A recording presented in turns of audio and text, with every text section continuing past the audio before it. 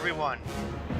This is Korath Landwalker, and this afternoon we will be having a continuation of our tour of the star system Stanton in Star Citizen. Hey Puffin Mug, how are you doing this afternoon? Hope all is well on your end of the monitor.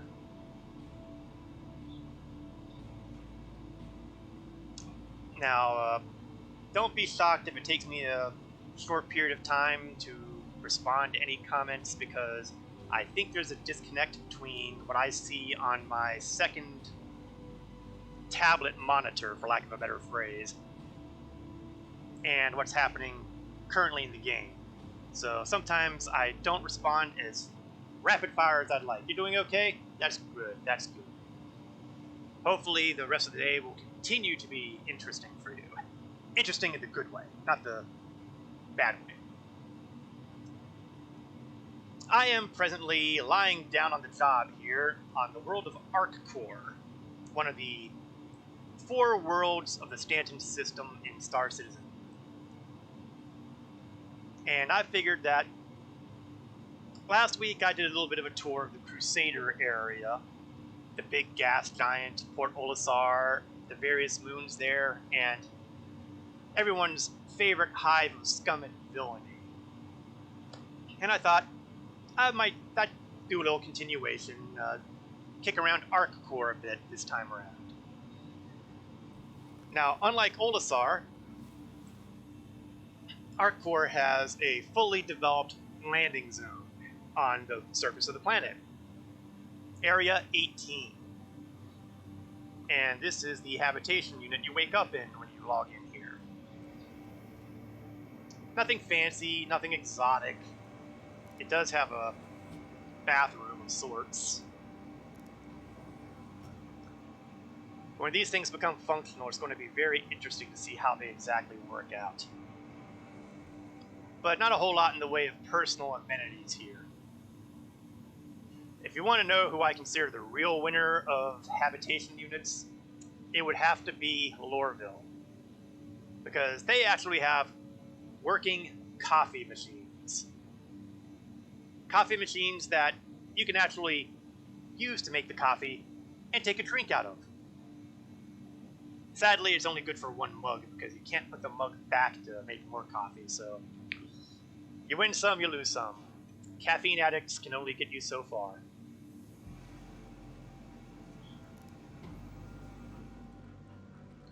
Now, ArcCore has its own unique character here. You see this very much red and whites as far as its primary color scheme. Let's see, and it is nighttime. And I kind of like nighttime on ArcCore because, well, it reminds me of a city out in lights. Granted, most of those lights are advertisements. I mean, just looking out the window here, I'm seeing advertisements for Storall, Platinum Bay, Casaba, Astro Armada, Adira Falls Apartments, which is kind of where we're at right now. Aceto, which I'm not entirely sure what they represent. A couple other things I can't read real. Can I zoom in on these guys? Whammer's Burgers, which I haven't actually seen on ArcCore. Ha! Hello, Cap. They're concerned about my health. They don't want to overdo the caffeine intake. That must be it. Folks at ArcCore undoubtedly want their employees to stay, well, maybe not healthy, but decent. Ooh, Liberty Lake beer. I don't think I've actually seen Liberty Lake beer anywhere. How are you doing this afternoon, Cap? Hope all's well on your end of the monitor.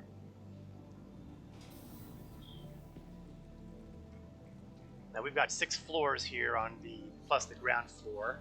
So obviously we're going straight down. Again, it's a very different look to the elevator than you would see at, say, Lorville or any of the space stations. Here we are, Adira Falls Apartments. There's a couple Kovalax shipping boxes here. You can get box deliveries here. Or more accurately, you're more likely to deliver box deliveries here. Now, for a long time, ArcCore's box deliveries didn't work. But things may have changed since the last time I looked, so who knows.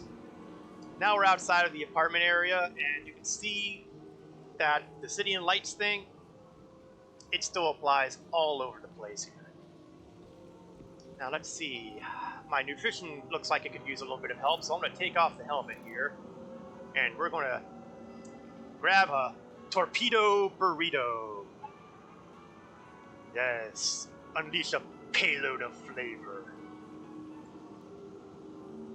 As you may expect, this will probably be a dehydrated food, but we've got Carnita Ritas, Shrimp Typhoon, Stroganoff, and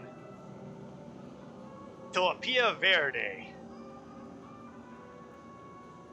I just love these little details in the game. We're gonna grab the Stroganoff and just nom nom nom nom nom nom. Sadly, you cannot get any of the nachos here. Boo hiss. Now you'll also notice over to the right here, we've got a Cubby Blast, which is the location where you can purchase personal armor and personal weaponry. So if you like shooting people, this is one of the places you'd like to go to arm up. Over here, we have Kasaba, which is where you would buy your clothing. Let's take a quick stop inside. I just want to see if anything spawned in. Yeah, you got jackets and shoes and hats and all the good stuff. They also have, over here, something else that I need. Water. Because apparently I'm dehydrating, so instead of trying to hunt through kiosks, trying to find something that serves something to drink, I'm just going to chug down some water. It's been remarked upon that it's odd to see that one finger out when we're doing the drinking thing. Ours is not the reason why, I guess. I hate just dropping the bottle, so I'll just put it back on the table and it'll eventually despawn and vanish on me. I'm gonna grab one more drink. Oh, it's already vanished. I'm gonna do one more drink to make sure I'm fully hydrated. And we've got this extremely helpful vendor here who's complaining about cleaning up after me. So I'm afraid that he has incurred my wrath. Pretty much everything we got.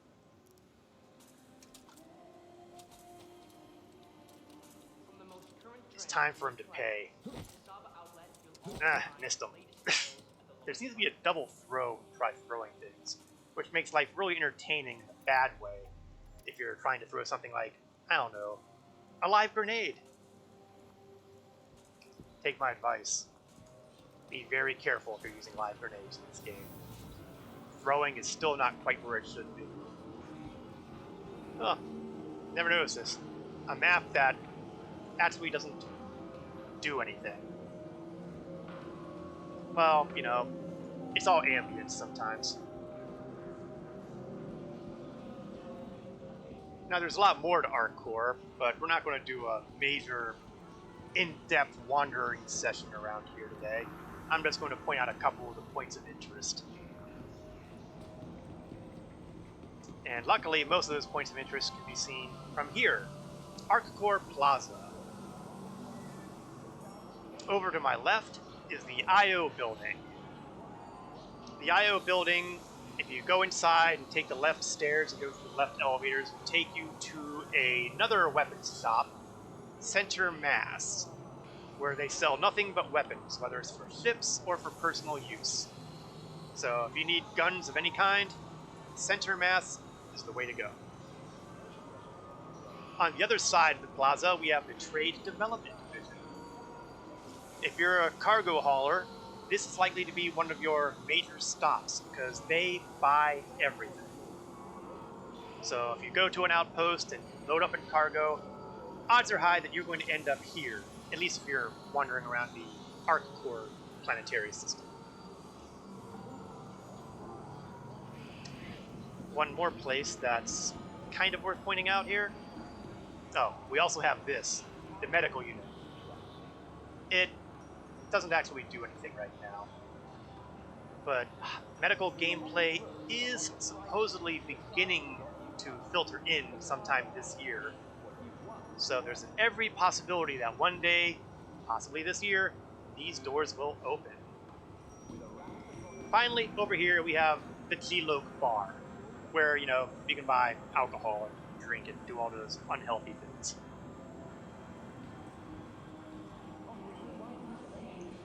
Now, one more place that's worth pointing out, which is also conveniently on our way, is at the bottom of this staircase. On the right-hand side, we have the route to the Area 18 spaceport. And of course, the spaceport is ultimately where we want to go.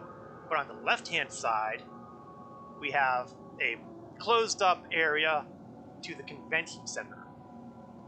In a couple of months, they're going to be doing a big, massive free flight for every military ship in the game. And they will be having an expo, kind of like the IAE that kicked off in November, except only for military ships. And the odds are high that it will take place in the convention center, which you can access through these doors. It'll basically have another bus that'll take you to the convention center.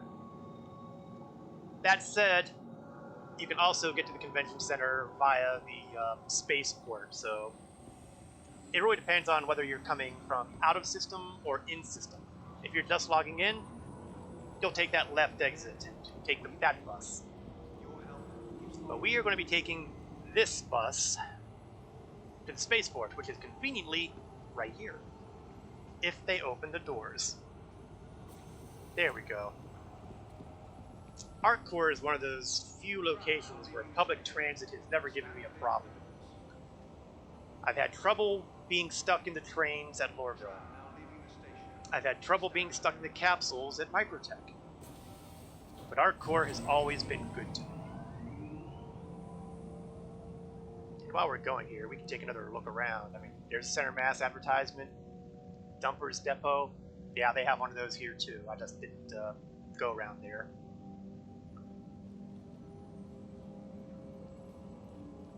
Really, when I see places like this, I think of movies where I've seen downtown Tokyo or something like that. It has this kind of, or better yet, if you think of cyberpunk kind of environment, even though ArcCorps really isn't that kind of place for cyberpunking, but certainly the prevalence of neon and advertisements all over the place, that really does make me think of Sprawl, of Neuromancer and the like. Now we're heading down towards the freeway here. You can't actually use the freeway, but hey, at least the buses can. And we're going to be coming up on the left-hand side, our destination. Incidentally, has a pretty good rule of thumb, honestly, for a lot of the public transit. 9 times out of 10, your exit will be on the left-hand side. I don't know why that is. It just is.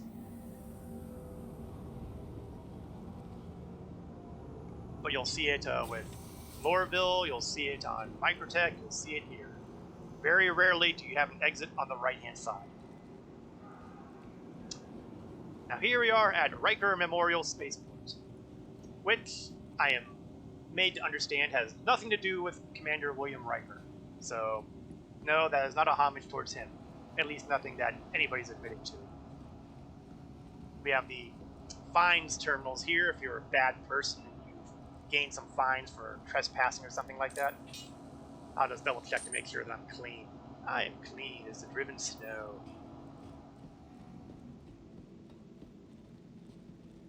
You are now leaving a green zone. There is no unloading in the green zone. If anybody can pick up that reference, props to you. Over here we have our familiar vehicle retrieval consoles. Worth noting, however, is the left-hand side where we have Traveler Rentals. Traveler Rentals will allow you to rent a number of starships, which is very good if you haven't gotten enough cash to actually purchase these things outright. I made heavy use of such things during my Aurora MR challenge, and I highly recommend that anybody who is interested in working to earn themselves cash relatively quickly don't be shy to spend money to make money. And right now, this is it. At least at our core. Including the Dark Horse candidate, the RSI Constellation Andromeda, which proved to be far more potent in bounty hunting than I had ever imagined.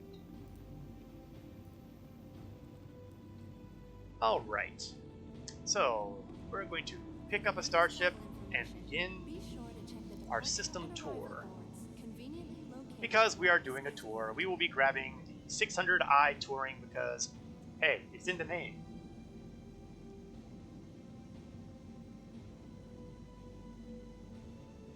So we'll just wait for it to scroll on through.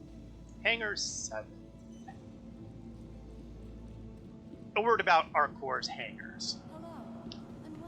When you're approaching or departing ArcCore, it is very, very easy to maneuver yourself to the wrong spot. People will occasionally find that they're being asked to watch where they're going. Don't go into a restricted area, that sort of thing.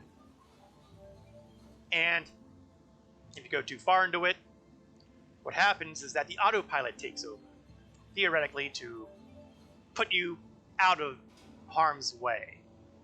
That's the theory. Here at ArcCore, however, they're a little more punishing. 9 times out of 10, when they put you into autopilot here, they will autopilot you into a building and make you explode. I'm pretty sure that's not in the design specifications. So be very wary when you're taking off or landing at the hangars at ArcCore, because they'll get you.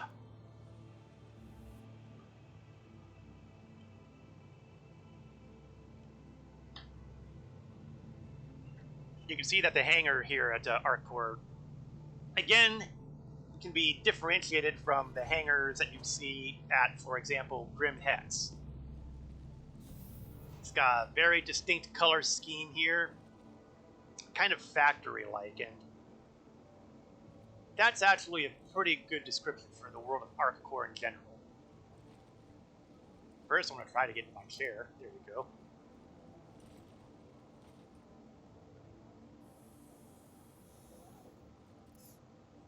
And power on.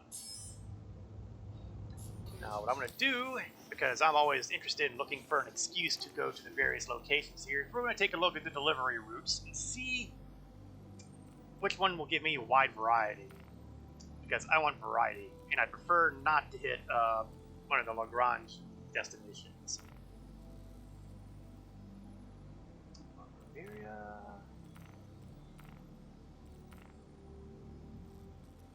I think well, not that one.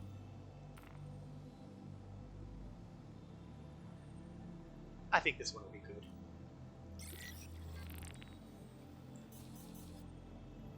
Alright, so what I'm going to do is I'm going to open up communications and ask them to pretty please let me out of their hangar.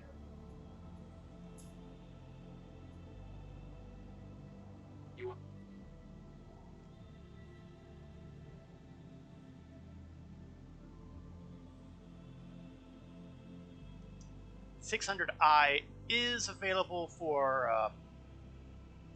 I want to say it's available for in-game purchase, but I'm not 100% certain right now. There's 2 varieties. There's an exploration and a touring variant. We're using the touring variant right now. I am not 100% sure of where you would pick it up.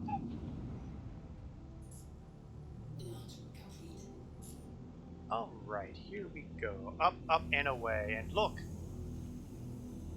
It's dawn. So once we get a little bit higher, I'm going to arrest our movement a little bit so we can take a good look at what Area 18 looks like from above. Well, let's try to level out a little bit though. Alright. Let's just pause to make sure that the altitude isn't going the other direction. Good. So, one problem that I hear about all the time in global chat, in various discords, whatever, the one problem that everybody always has is, I have no idea how to find the Area 18 spaceport. So, let's see, can I zoom this far enough out to get it? Well, no, apparently not, because I'm still way too close. That's fair. So let's kick things up a notch. The Area 18 spaceport is best described, perhaps, as kind of a flattened arrowhead or spearhead kind of structure. In the daylight, it's pretty easy to see, as long as it's not, horribly cloudy out or something like that. Yeah, you know what? Trying to do this backwards is insane. Let's do this from the other direction.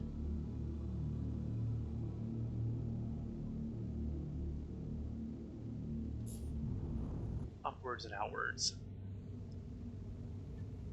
Let's recenter on the ship. Playing with the camera is a useful talent to have. If nothing else, it helps you make some pretty good screenshots.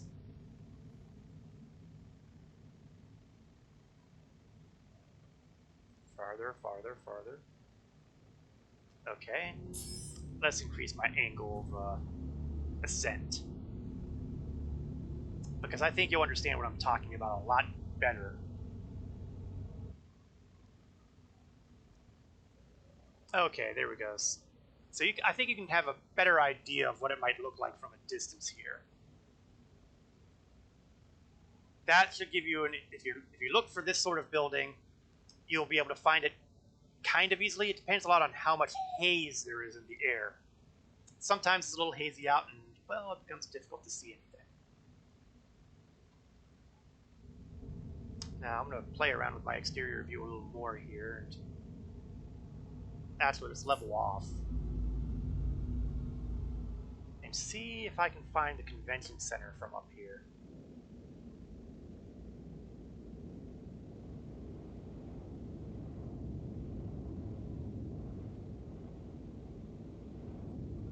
No, it's not that way.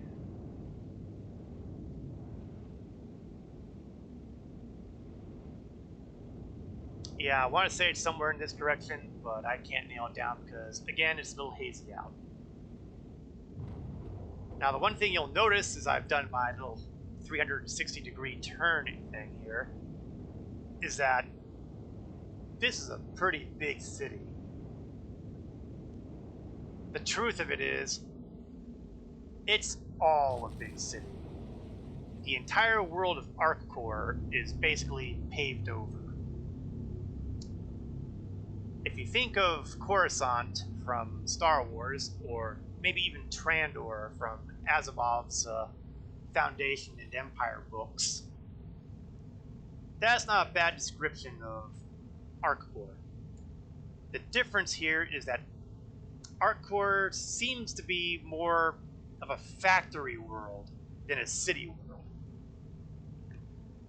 That's not to say that ArcCore doesn't have its own cities. We're going to zoom in over here. And you'll see we've got Area 4, Area 6, Area 18, Area 20. None of them really have landing zones of their own, however. Or let me be more specific. They don't have a specific pad where you can pick up cargo like you can at other locations. They do have a couple landing pads. They tend to be private pads where you can deliver boxes. But I don't think we're going to be visiting any of those. But on our return trip, we will take a peek. In the meantime, we have a pickup on the moon of Walla. Now, as you can see here, Walla doesn't exactly have a whole lot of points of interest. It's got a Samson and Sons salvage center, which is pretty similar to some of the salvage areas we've seen in the Crusader system, and a bunch of mining areas.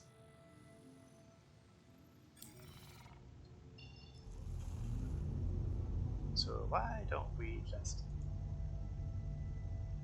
target up, and we'll take a look at Walla.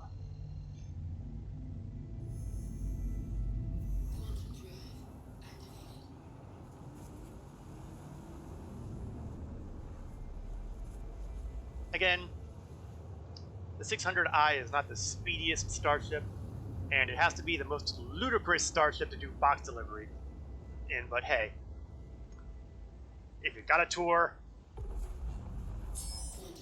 own the tour. Now the bad news is it's perfectly possible that the mining area is presently on the wrong side of our core.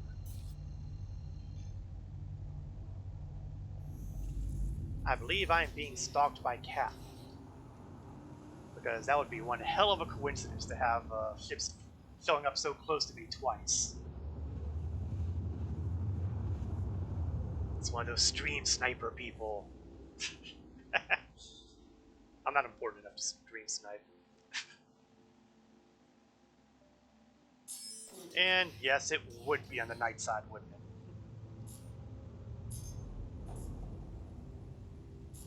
Well, that just tells me that we'll take a quick trip to the other side of the moon to get a feel for its character. Last week when I did the tours of the moon's Crusader, I wanted to make sure that we got a good view on them all, and yeah, there we are again, being stalked. No bounty on me. I've been a good boy. Yep, that's Cap alright. What's he flying? Oh, he's flying a piece of junk. Cutlass black.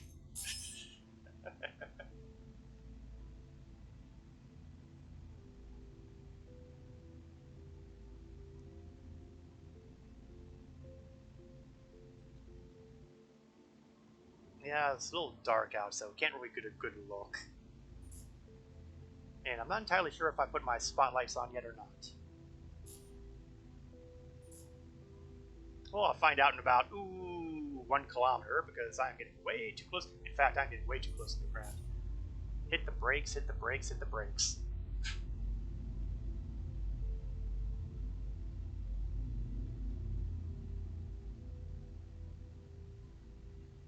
It would be awfully embarrassing to do the tour and end up splattering all over the place because I wasn't paying attention.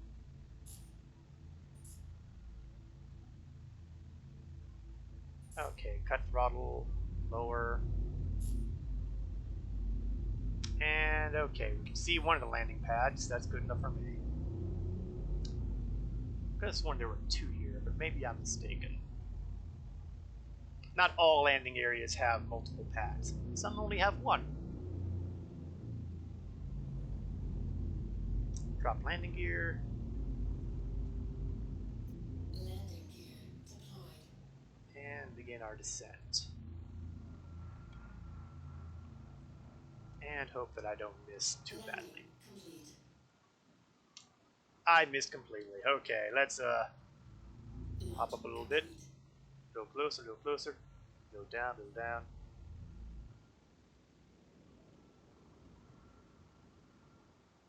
There we go. And there he is, just poking his nose in.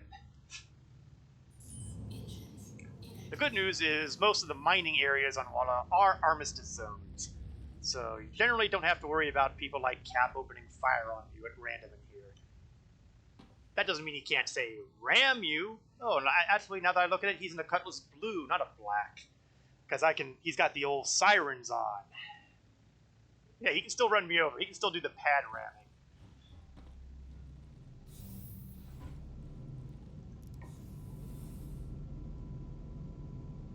Now, sadly, let's see.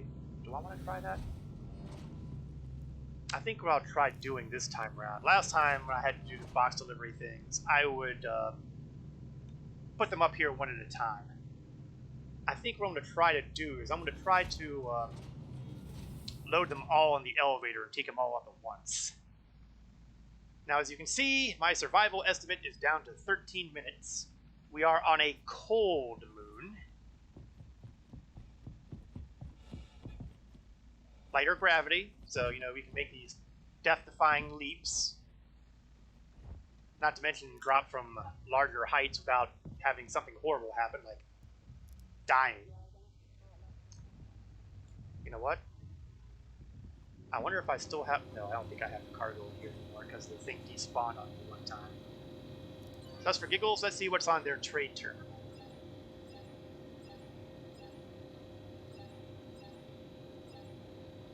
Sometimes there's a bit of a delay before the thing recognizes that I have something here.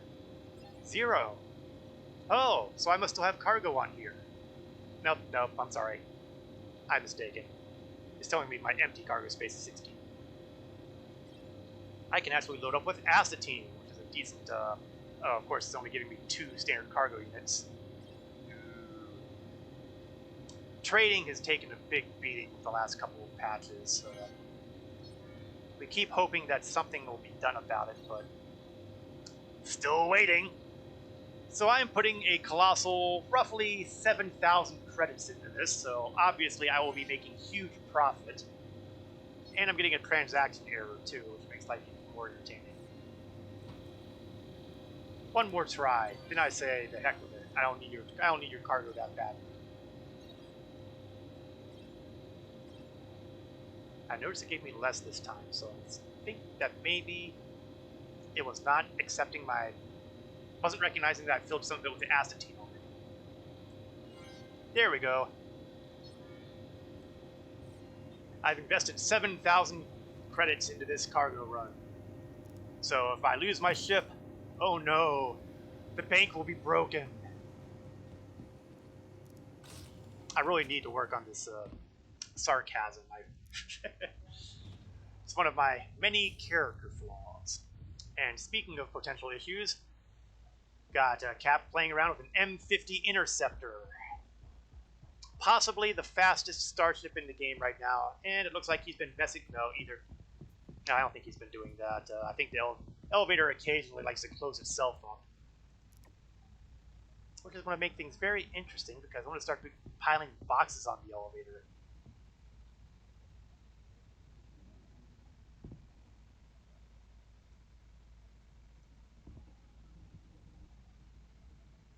At least I was going to put boxes on the elevator. There we go. Box number 2, same building. Box number 3 looks like it's going to be in a different building. Now, the M50 Interceptor is a fast ship, but it's not exactly what you would call heavily armed. Although some of them do have a frightening number of missiles on them. Or at least they're frightening if you're flying a light fighter. Alright, cycle that through. And see if I can get the second package on the elevator before it goes up again.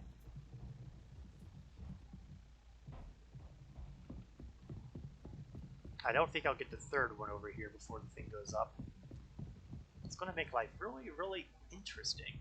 I want to make sure they're definitely all inside the circle here, because I really do not want to test what happens if they should, I don't know, clip. Oh wow, he didn't die yet. Yeah, I haven't gotten into a sudden death yet. But the stream is still young, give it time. One more building, one more package. The good news is I'm not on one of Cap's Argo ships, which means I don't have to worry about my elevator killing me like his elevators do.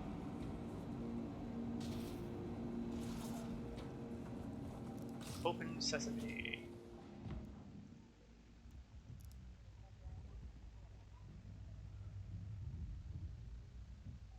Okay, well, the packages are still on the ground, so the elevator seems like it's still open. If we can just stay that way for another minute. Well, somebody's testing his weaponry. Oh, and there goes the elevator. Couldn't give me that minute, could you, elevator? We will see. Yeah, that wouldn't surprise me. But hey, I'll only lose 7,000 credits worth of cargo, so there's that. I mean, this is definitely not what you would call a cargo vessel. We'll drop this stuff off on the lower deck. Upper deck would probably be more convenient, but I don't know how much I particularly trust the elevator. Open sesame. Okay, box 1 here.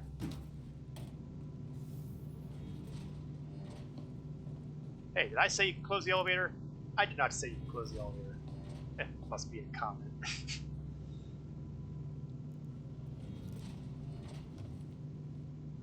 Okay, I perceive a minor annoyance with the elevator doors here. The elevator doors do not like to play nicely.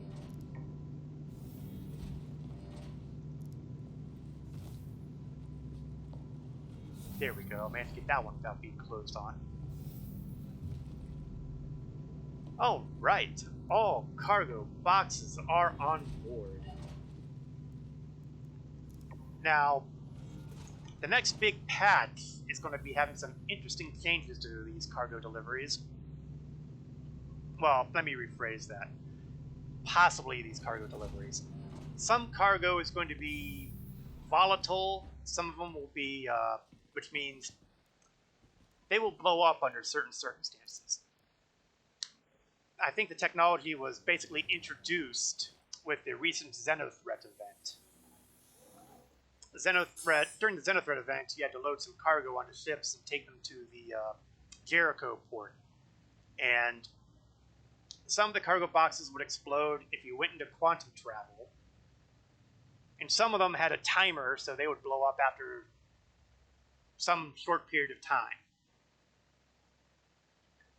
And I want to say there was a third condition, but I can't remember what it was offhand. I think it was impact. I think if you hit them too hard, if they bounce around too much, they would explode. And I think that's being introduced to the cargo missions. And I think that'll make things interesting, to say the least. Alright, let's take a look at our contracts and look at our visiting locations. Do I have any drop-offs here at Walla? I do not. So what we're going to do is we're going to fly to the other side of Walla to see what the place looks like in the light of day. Landing gear raised. Now you'll notice that my altimeter, for some strange reason, is starting in the negatives. That's not something that gives me a great feeling. Especially since I'm pretty sure it wasn't in the negatives when we landed.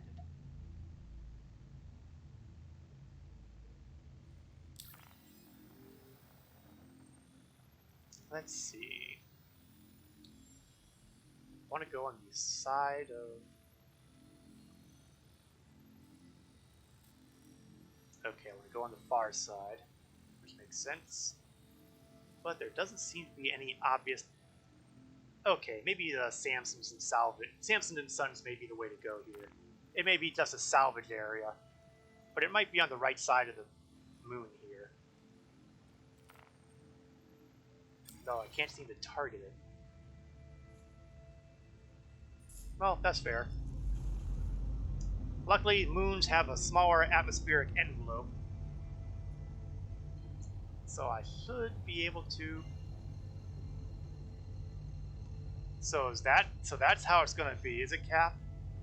Is that how it's gonna be?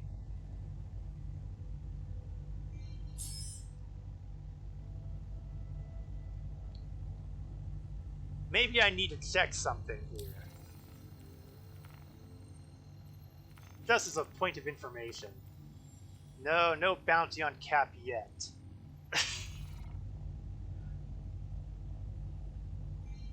Mazat works? Well, I'm not. The quantum disruption tends to work. It's the quantum bubbles that seem to be a bit more of a problem. You see, some ships have the ability to interfere with the quantum drive. And they're often operated by pirates like Cap. Okay, technically speaking, also law enforcement officials trying to stop criminals from getting away. We'll do benefit of the doubt here. Upshot here, though, is they can stop you from jumping into quantum space unless you get out of range. And I'm not really sure what the range is at the moment, because, you know, I'm lazy. Okay, there we go. So, what areas look appealing? Basically, it looks like all mining areas. Well, you know what? We're going to go to... No, we won't do 45. 45 has a certain appeal to it, but we'll go to 56.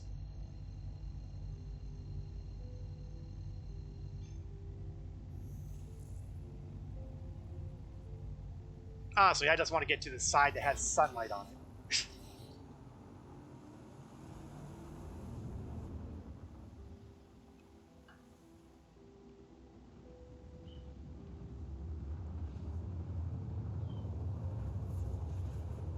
Yes, here we go. As you can see, Walla is pretty much your traditional lunar surface. Meaning it's got a lot of rocks.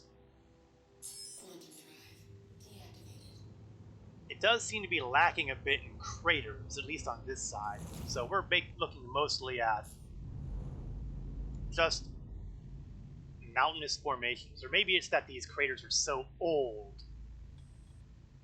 that they've had time to lose the obvious rings and just remain as miniature mountains. I say miniature mountains because, well, as far as mountains go, they're not really that impressive. Of course, I'm saying this when I'm 3 kilometers above them. Maybe if we fly a little closer. Oh, well, there's a more traditional ring crater.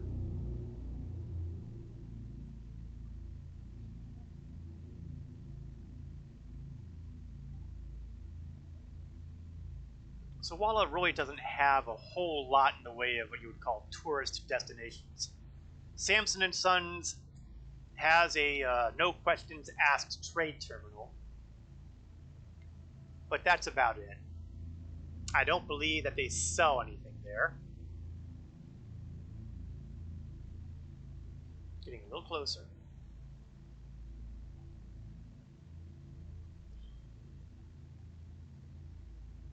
Maybe I should cut my engines a little bit, because it would be awfully embarrassing in all this attempt to measure up. It would be awfully embarrassing if I impacted the side of a mountain.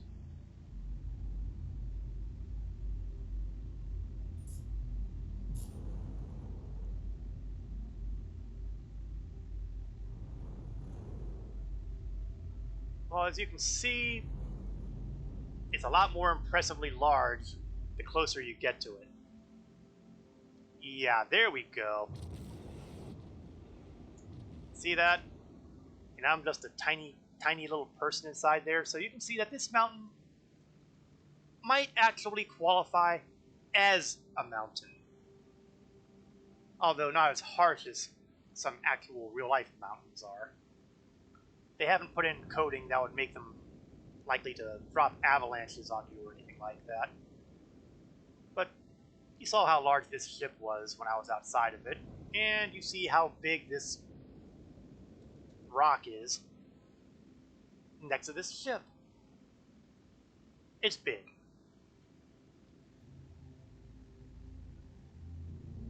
So that takes care of our points of interest around Walla. So let's go to the next moon on the tour.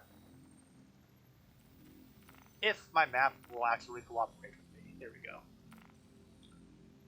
Now, our core only has 2 moons. We've been to Walla, and now we're going to go to Lyria. And naturally, my drop-off points in Lyria are going to be likely at the wrong side. Figures. Well, it is what it is.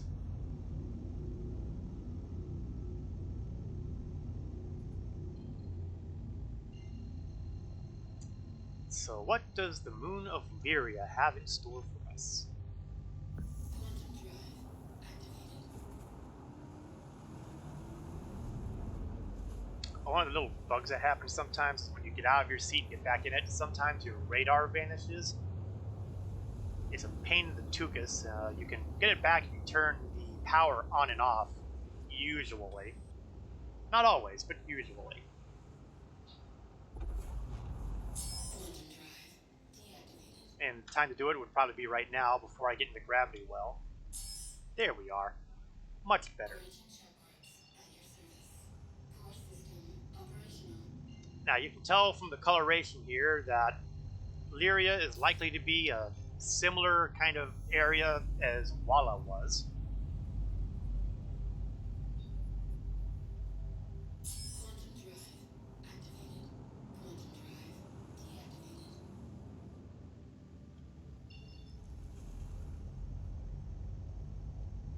deactivated. Okay. Well, looks like I'm going to be taking Cap with me this time. Quantum drive activated. That's what you get for linking party.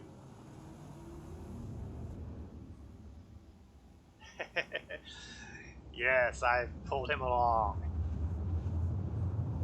Follow along in my slipstream, baby. Ah, yes, I knew this was going to drop me on the night side, but couldn't be helped. Quantum drive deactivated. That's okay, though. That's okay. Now, the interesting thing about this destination is I'm pretty sure it has no landing pad. This is kind of like one of the aid shelters, if I'm right. If I'm wrong, it will be like the standard Arc Core mining areas, which do have landing pads. The reason I'm kind of iffy on this is because this mining facility is very specifically and deliberately not Arc Core, which means likely independent. Which means they're probably not supposed to be there. Those pesky claim jumpers.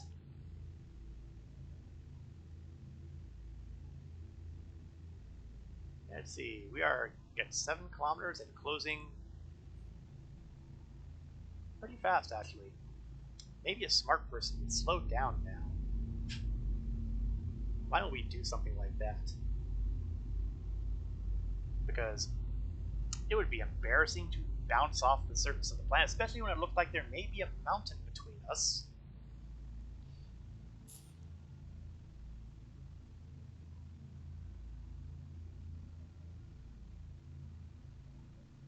Oh, there. Okay, slow it down. Oh, there we go.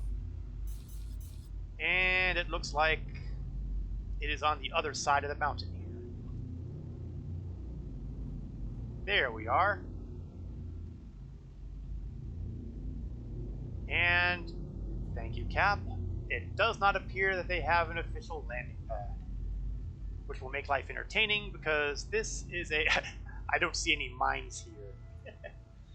Well, that depends. Are you talking about mines like step on and die, or mines as in mining rocks? Because I kind of suspect that they use... This is going to be challenging, isn't it? There are no good places to land for a ship of this size. Oh well. As long as the elevator gets down, I am not horribly concerned.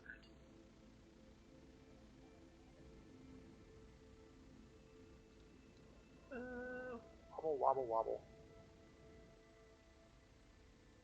Okay, am I down? Is my front down? Okay, we are down. However, it does look like my elevator might be... No, my elevator's clear. Okay, we'll shut off the engines.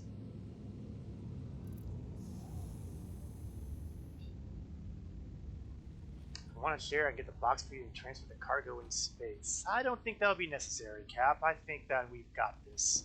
Let's see. 687 is the box I want.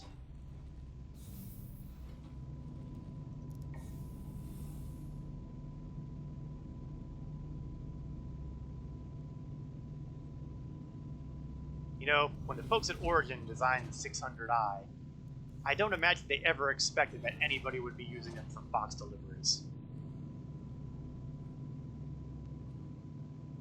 Just proof that I am willing to defy expectation. 687, 687. This one.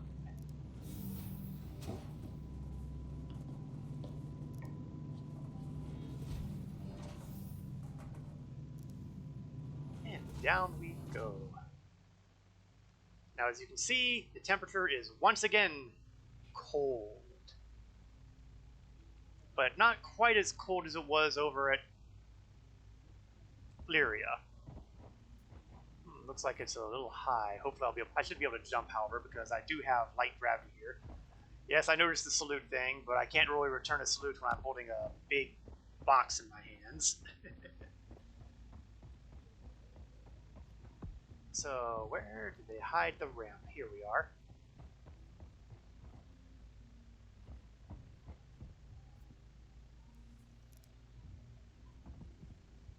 And this is why you have a bunch of smaller ships like the Avenger Titan or the Cutlass or the Freelancer. They're great for doing delivery missions because they're small enough to... Oh yeah, there's also the tiny little problem here of not being in an armistice zone because this isn't an official mine. However, you will note on the upper right hand side that there is a comm stat out, which means if I get shot, I can press charges. Just saying.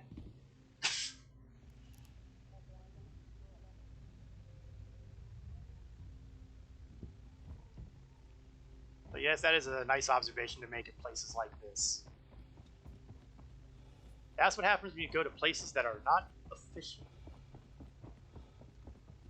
Alright, let's see if I can make the hop onto the elevator.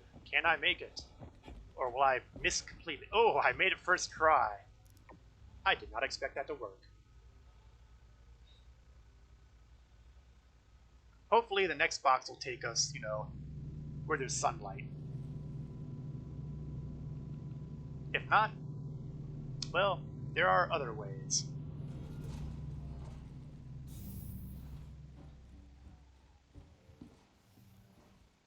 Back in the chair.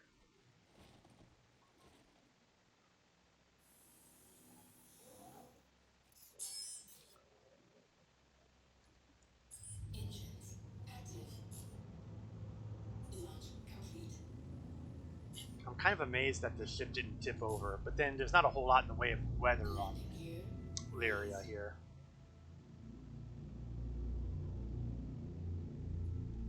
While we're getting ourselves to proper altitude, Shubin mining facility.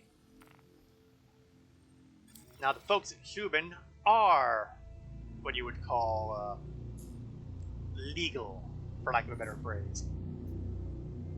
So there should be landing pads. Shubin mining facility, Sal 2.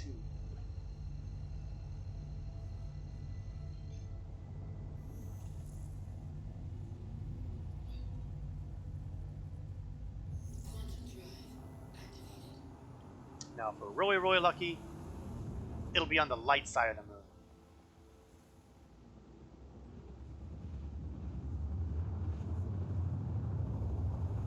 Yeah, why start being lucky now? I didn't really expect that to work.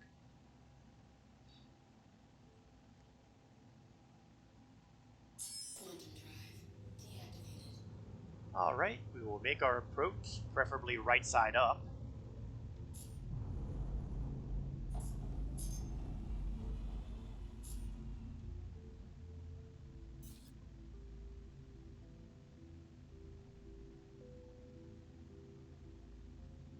Yeah, I mentioned Origin not expecting their ship to be used for box deliveries. The manufacturer Origin Jumpworks is mostly known for luxury. They tend to make high-end offerings for the high-end craft. Even their fighters tend to be luxury ships. They have that feel of quality to them. The M50 that Cap was showing off, that was an Origin vessel. They've got a couple others too. They've got some hover bikes that are in the planning stages. Honestly, Origin has a number of ships that really ought to be coming out sooner rather than later, because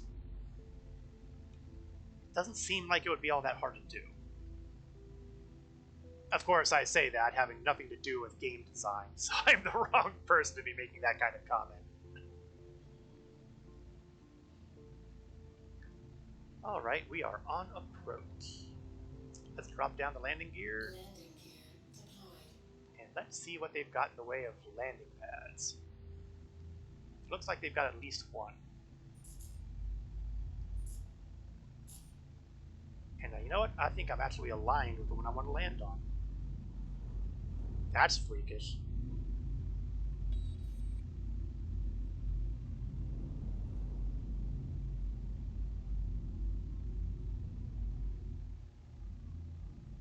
Landing complete. I seem to be skidding on the ice a little bit. Engines inactive. But we are all down, and that's what counts.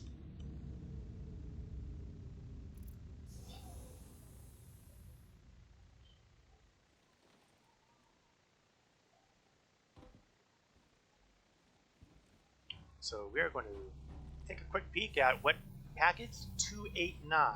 Hey, I didn't say that door could close. Open back up. 289 is the package delivered.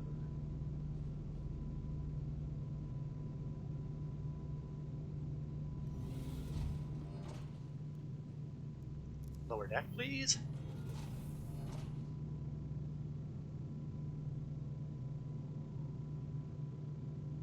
And that looks like it'll be the medical package.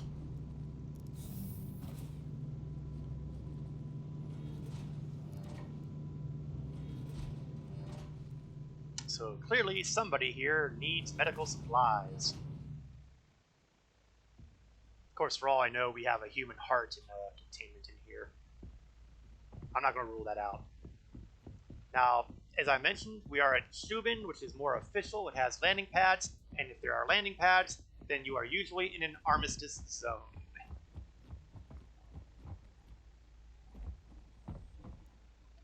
Now, one additional note about armistice zones. It's an open question as to how long they will exist. It will not surprise me if at some point in the game's development, all armistice zones go away. They may have security guards around, or they may do something else, but I have a sneaking feeling that armistice zones are designed to eventually buy time for them to put in a better method. Yeah, here they have things like agresium, chlorine, titanium, corundum. Nobody buys waste. I don't even know why anybody would buy waste. There must be somebody. I mean, surely so. I wonder if the salvage areas would buy the waste. I kind of doubt it. But I mean, you gotta figure, what is the point of having waste around if nobody will purchase it? Who would buy it? What possible reason would there be?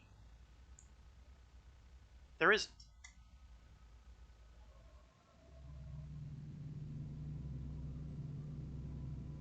So there's got to be something.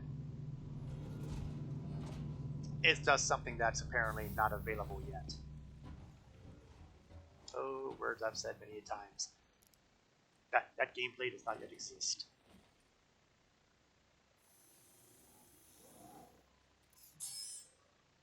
Okay, let's bring up the map for a second. Let's see where the sun is going to be shining so that I can actually go there. Oh, looks like we're not horribly far. Oh, that's too close. Okay, let's go here then. Let's take a look at a place that only recently appeared on the radar. The orphanage. Doesn't that sound like a place of compassion and mercy and all that good stuff? Kind of brings you the image of Catholic nuns raising small children. Don't believe it. The orphanage is not what it sounds like. It is nowhere near what it sounds like. Let's kill the drive and align ourselves. Oops. Aimed the wrong way. Now, fun fact, I'm not entirely sure I've ever actually been here. I don't spend a lot of time around the Arctor planet and its moons, mainly because of my existential terror of the autopilot functions at Area 18. So I usually spend my time elsewhere.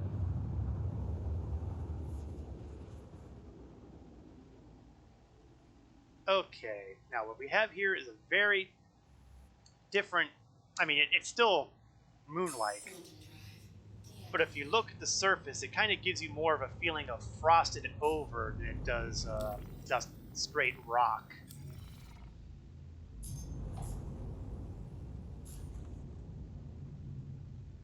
Let's take an exterior view here. Yeah, it kind of gives you a very snowy sort of feeling.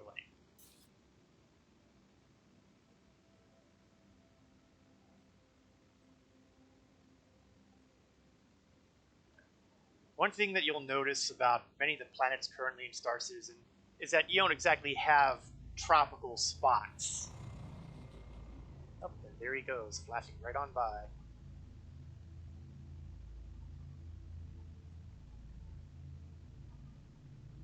Because you see, if I'm not 100% sure of this, I can't prove it. I'll have to land there to look around to prove it. But I'm pretty sure that the orphanage might be a drug manufacturing facility.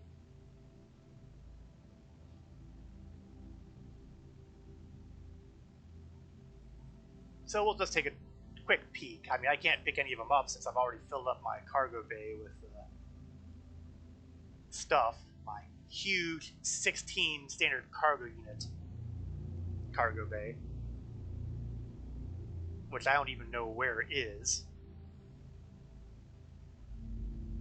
You know what? I am tempted to look though.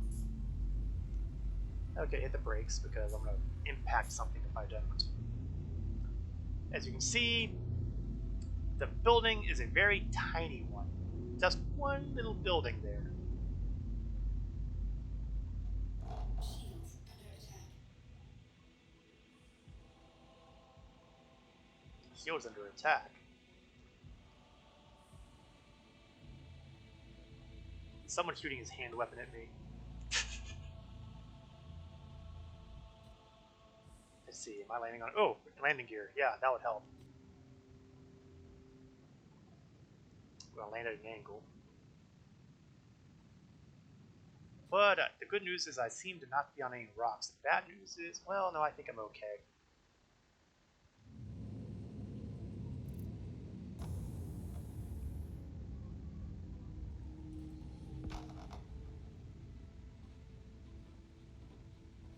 I always make sure to leave my power on when I land because, especially in places like this, where there's no armistice zone, because I'd kind of like to avoid having my ship exploded very quickly.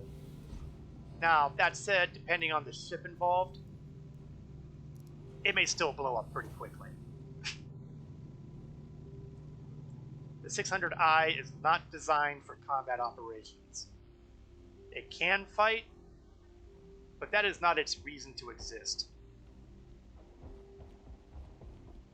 That's why they call it a touring vessel. Now, I see Cap is kind of... Okay, this is interesting. Cap has apparently left behind a floating ammo cartridge. I can't interact with it. They don't have... Those aren't physicalized yet, but... There it is.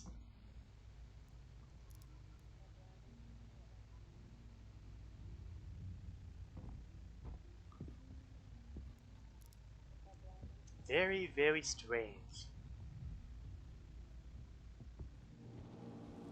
Okay, here we have the manufacturing facility, and Cap is already undoubtedly buying up all the drugs that he can possibly load onto his cutlass, because that's how he rolls. Or maybe not, I don't see anything listed there.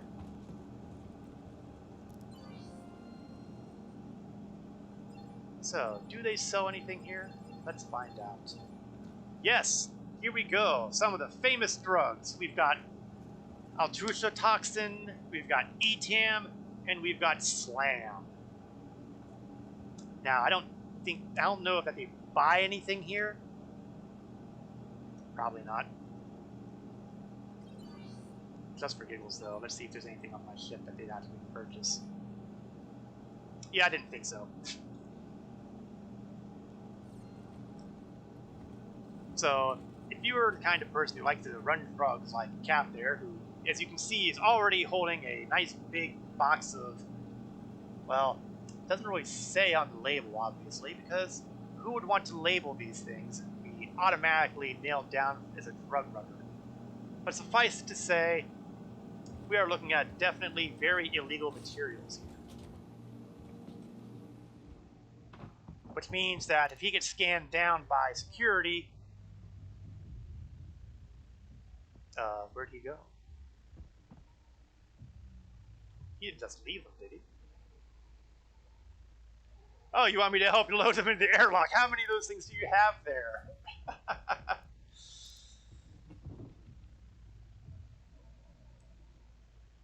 Well, this just got interesting, didn't it? Let's see. Can I open the door? Here we are. Yes, yes, here I am, loading some drugs onto his starship now. Oh, and he's got a little bit of a pallet here, doesn't he? Now, I'm sure that he would like to say that he's confiscating these illegal materials. I don't know if I see it that way.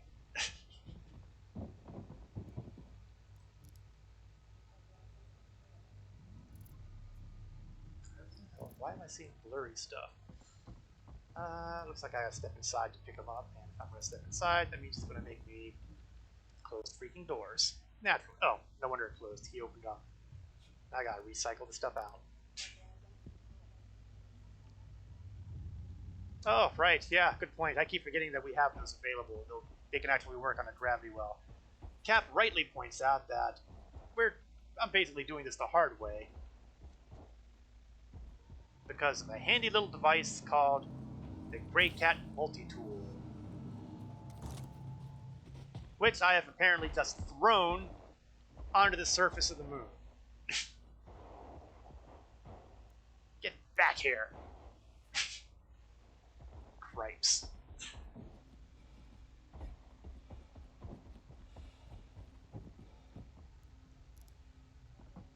Let's see if we can get this to work properly, shall we? Looks like I've got to actually be inside to target it. Ah, well.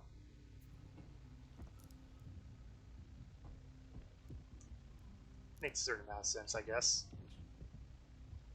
Oh, but I managed to get out before the door closed. Who'd have thunk it?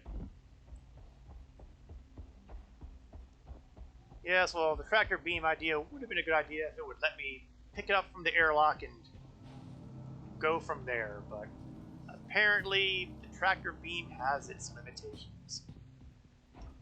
Now, tractor beams are apparently getting a little bit of a revamp. Well, not a revamp exactly, but an improved version. A specific tool for tractor beaming is, but good heavens, how many of these things you got?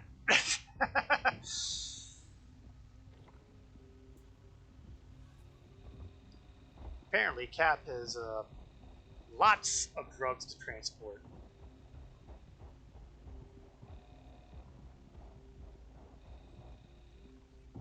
Well, we're not being neat anymore. Ah!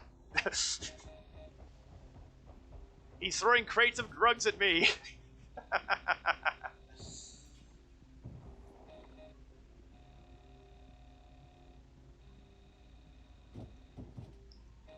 Oh, I hope he's not counting off for neatness.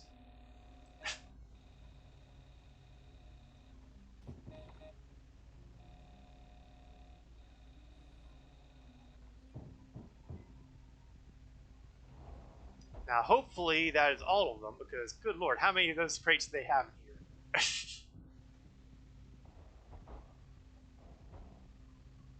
That's it. Okay. Now, there's one more location on Lyria that I would like to point out, and I'm not actually going to go there, because going there, unlike here, is going to get me into trouble. But I feel it's important for people to know that this exists and where it is. I have no idea why I'm getting the triple color stuff. Usually that happens if the character has a concussion or something like that. But my health is still at 100%, so I'm not entirely sure what's up there. I suppose I could use a meta pen.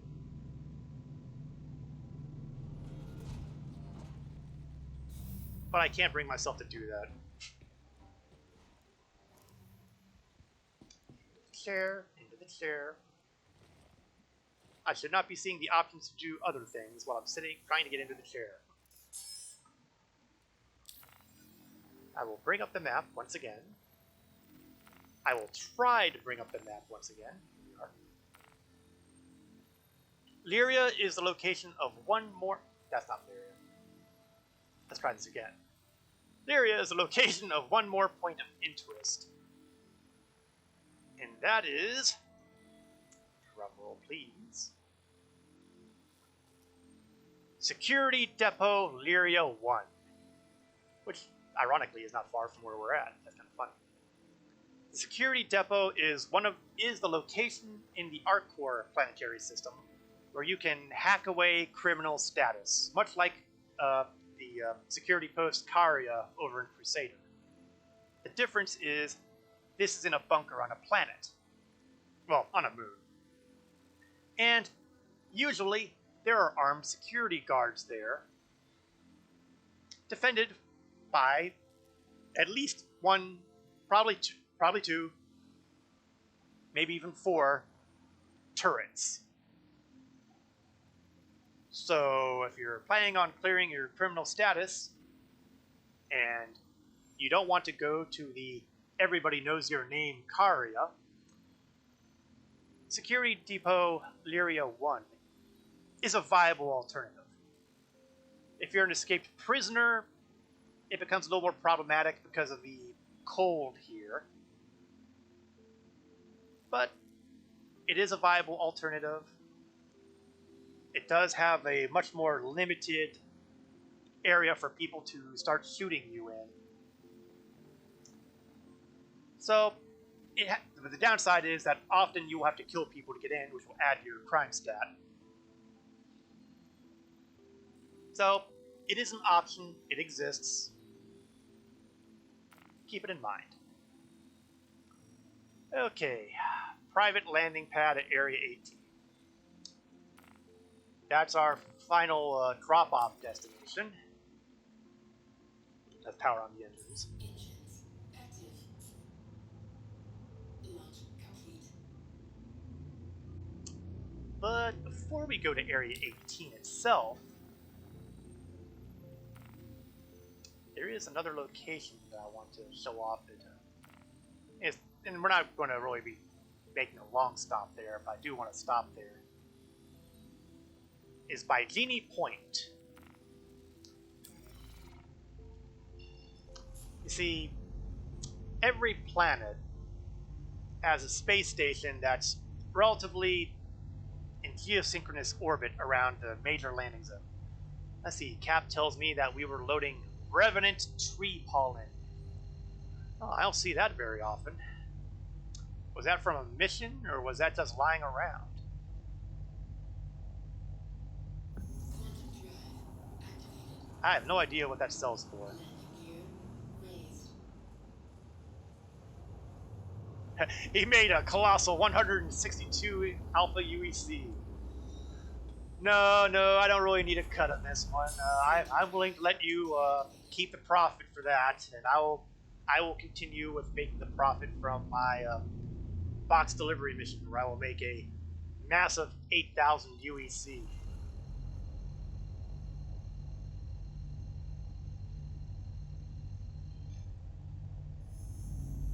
Quantum drive activated. Quantum drive Unfortunately, Bizini Point is kind of dark right now, so you can't really get a good look at it. Beers on cap next time we're at 18. I don't know, I don't trust that bartender. The bartender at the G-Lo bar tends to ignore people an awful lot, so what I tend to do is, when I had the opportunity to do so, I'd been lent one of the Nerf dart guns, and I would shoot the bartender repeatedly to try to get his attention. Didn't work, but it made me feel good. Now, it's hard to see thanks to the beautiful shadows we've got here. I use the word beautiful loosely because it's actually annoying the hell out of me. But this is a ring-shaped station with stuff sticking out of it. The long portion here on the right-hand side is the cargo deck. One day the cargo deck will have a purpose other than, just being there. I have a personal suspicion that when the time comes, they'll be very much involved with the Hull series of starships, which are currently in concept. I can't prove anything, but that's my theory. I'm hoping that if I get myself a little high enough approach vector, you'll have a better view of this station.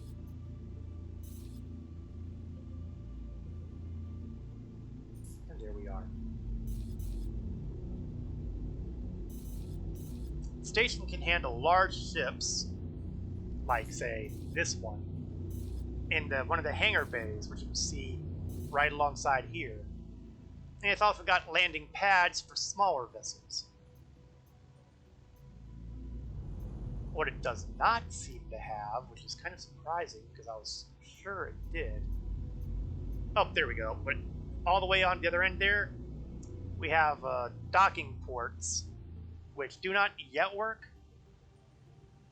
But station-to-ship docking will be enabled for a couple of selected ships with the next patch, specifically with the Hammerhead and the 890 Jump. Not entirely sure why they're more worried about the Hammerhead, but the 890 Jump is too big to land in a hangar. But docking at one of these spots here, let's get a little closer to that.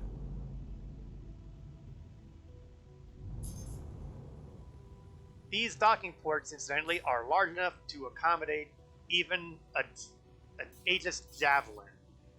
I'm pretty sure it's Aegis and not Angel. Which is the largest ship that's flyable by a player, or will be once the Javelin actually is released. It's certainly the priciest ship in the game.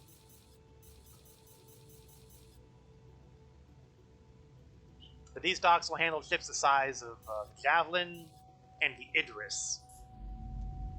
How do I know this? Because they did during last year's Invictus Flight Week event. They would just cruise right in between these arms. Oh, it's also restricted, so they're probably going to make me go away. I imagine it won't be quite as restricted when the time comes, because what'll happen is, much like you can with the hangars and landing bays, you will call for landing rights, and they will probably assign you one of these docking areas. I'm pretty sure that's how it's going to go. I can't prove it, because I'm not an evil Kadi, which is what they're allowed to do. I didn't die yet. What a surprise. Well, once I deliver this we may have one more opportunity on that for this part of the trip, because I'm going to get down to Area 18 to deliver that last box, and the process of doing that could very well end up killing me, because, again, I don't trust the autopilot in the Area 18. But after I deliver this, we're going to take a look at some of the missions that are available in the Arc Core region. After all, I couldn't do all this without the promise of potential implicit violence. And I'm really hoping for a very specific mission. Now, as you can see, it's daylight right now. Quantum drive deactivated. And you can see the spaceport very clearly right now. However, ooh, I just thought of something. I'm delivering this to a private landing pad.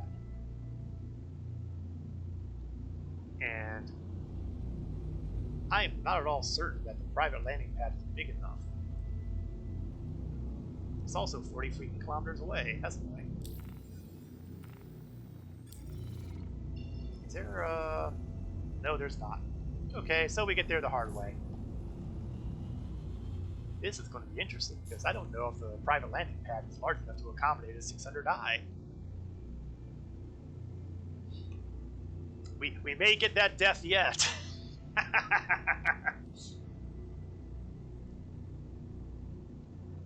But now that it's daylight, it's a lot easier to see that everything below me is artificial.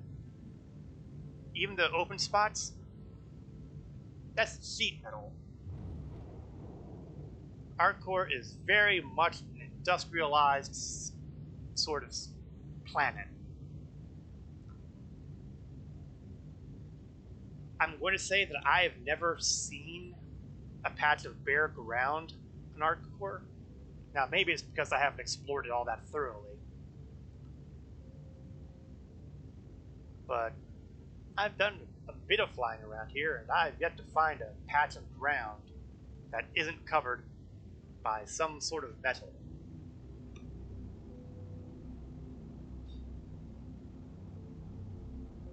Now, if you'll look ahead here, that round building down there, that's similar to what the convention center looks like at Area 18.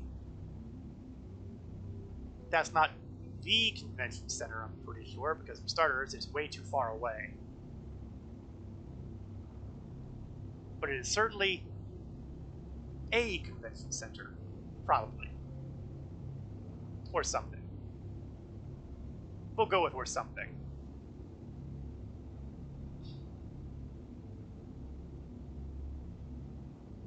They would come in through the side there, down here, through the bus.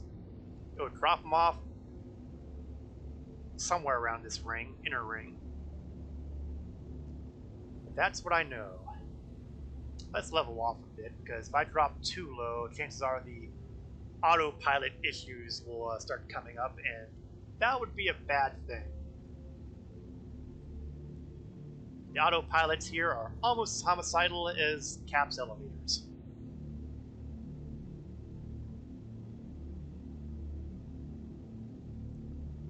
We are at 8. We are 8 kilometers away and closing in. This is gonna be interesting. Let me see. Let's try to...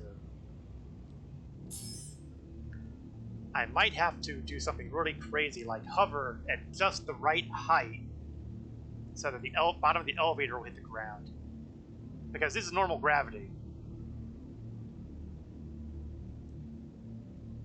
It'll be normal gravity. So I can't expect to be able to make a high jump.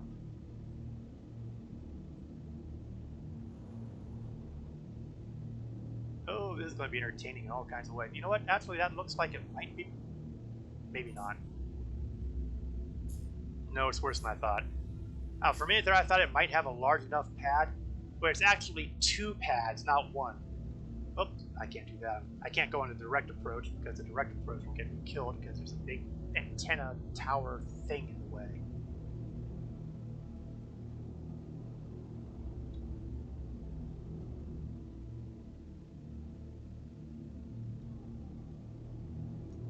Alright, we're slow. Okay, once I get myself a little bit more level, and here we go. Let's see where we are in comparison with that landing pad. This is gonna be good. Yeah, this is gonna be good. Okay, where's my open exterior button?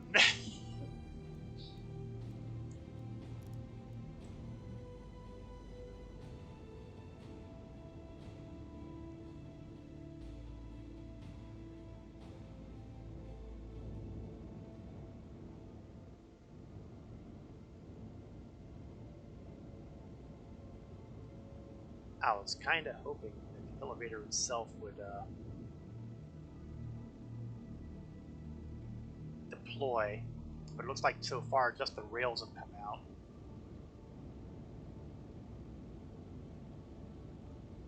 Alright, let's see. Let's play with the camera view a bit because I'm going to need the camera's help here.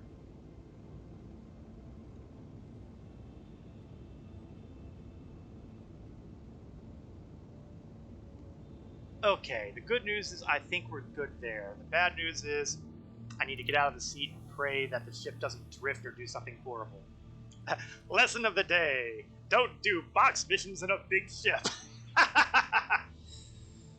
Oh, he's not entirely wrong.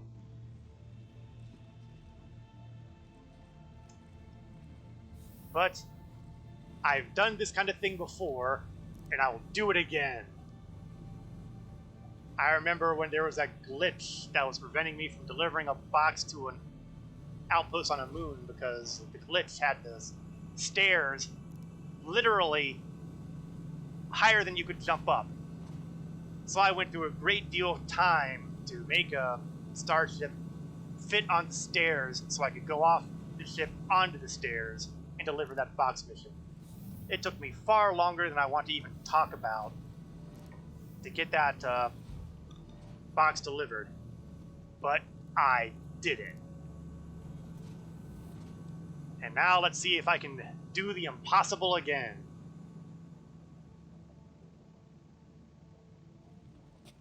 So far, so good.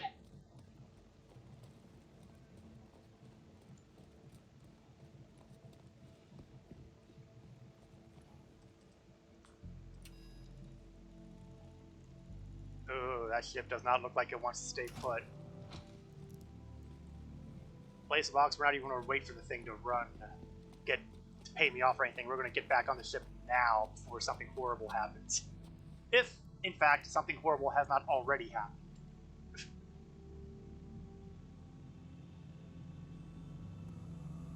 Contract complete. 8,000 UEC. And so far, no crash. How long my luck will last is still open for debate. It's a good thing it's not a windy day.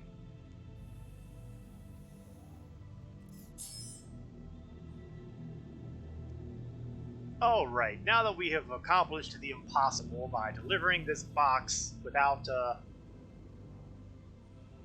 let's reset the camera angle here to make sure I'm not about to hit something. In fact, let's get some altitude to make sure I don't hit something. Let's take a look at some of the possibilities here at ArcCorp. We've obviously seen that ArcCorp has its share of delivery missions. It also has, well, this is pretty much available anywhere. If you talk to a character named Twit, who is located in Area 18, she'll contact you at some point, and you can accept the price of freedom, where you can go and liberate some criminal prisoners, and possibly kill off somebody who's been annoying. A snitch, in other words. Bounty hunting missions here are usually, well, as you can see, I'm only getting Miles Eckhart's, but beyond that, you might get player bounties, but that's about it. ArcCorp doesn't seem to have a crime problem the same way that other areas do. The mercenary missions, on the other hand, are where the fun begins. You can seize and destroy narcotics, for example. You know, doing the opposite of what Cap was doing, in other words. There's a claim jumper mission, which will allow you to deal with some problems, shall we say, at one of the mining sites. This tends to be around, well, here you go. This one's taking place at Her L4. Call to arms, of course, is something you should always take if you're doing a space contract. But here's the real kicker. Boarding action in progress. You see, somebody has had an 890 jump luxury yacht hijacked. So, we're going to liberate that luxury yacht. Now, Cap, let me know if you want in on this action.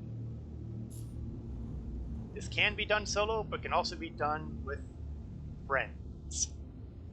Well, technically you can do that with pretty much any of the mercenary missions. It's just that the 890 jump mission is an adequately paying one.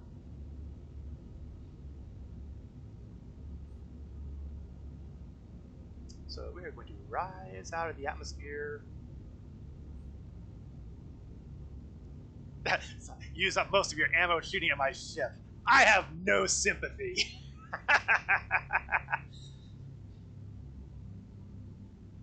I'm always happy to have the company, man. So, if you want to come along, let me know and I'll share you the contract.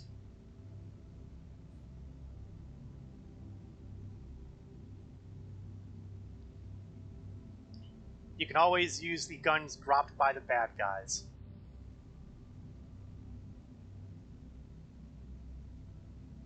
One of these days, I should do a stream that's dedicated to the various guns that you can use in this game. Alright, let's bring up the old contract list. So we will share, and that way we will each get roughly 22,500 UEC worth. A decent pay. While we're heading here, you'll see that we have a distress beacon, and is ironically around the planet. Unfortunately, ironically around the planet means I also don't have a direct route here. How annoying. So I'm going to have to use an orbital marker.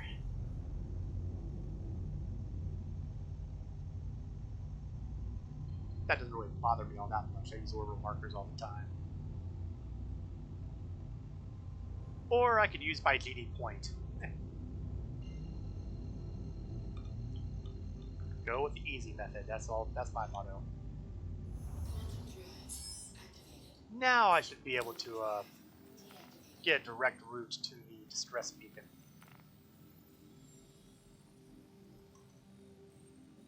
Of course, just because I should doesn't mean I will, because sometimes the map wants to be cranky. There we go. And it still wants to be cranky. Well, let's see how... Yeah, it's still being cranky. For someone who's setting up a distress beacon, they're doing a lousy job on proving their distress to me.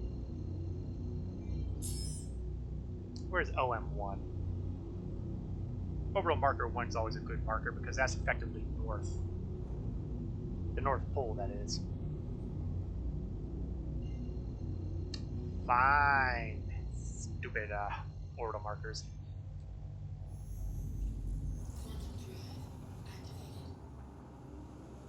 Now let's see if it'll let me home in. There we go. For navigational systems that can plot courses throughout the entire solar system, it certainly seems to have a lot of problems navigating around the planets.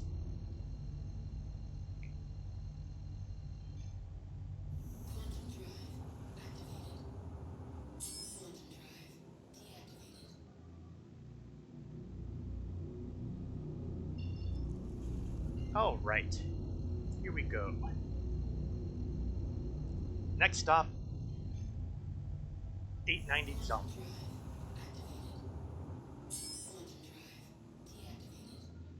10 kilometers away, and looks like we have some hostiles. However, fun fact, the 600i, I did mention, it does have guns. And they're big guns. Unfortunately, they're also slow guns. Now, you can, of course, purchase different weaponry.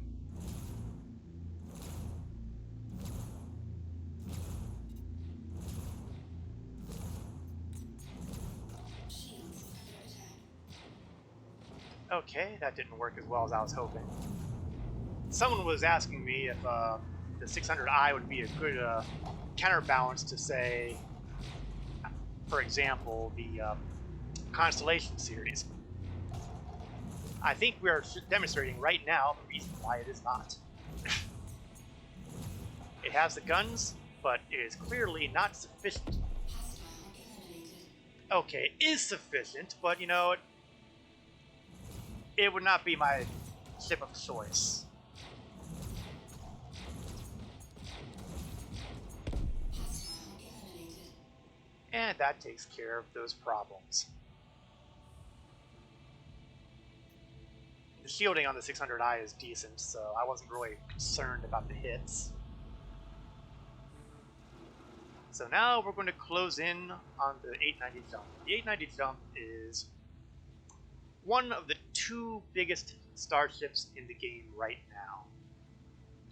The other one being the Reclaimer, which is the most massive ship. It's an open question as to which one of them is bigger, but the Reclaimer is certainly the most massive. As you can see, we have no less than 20 hostiles on board this vessel.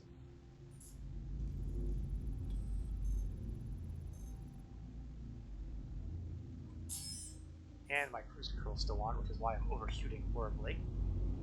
My bad. Oops. And as you can see, the 890 is a biggin. Now I want to kind of orient myself over kind of the side here because there's a couple areas of potential interest here.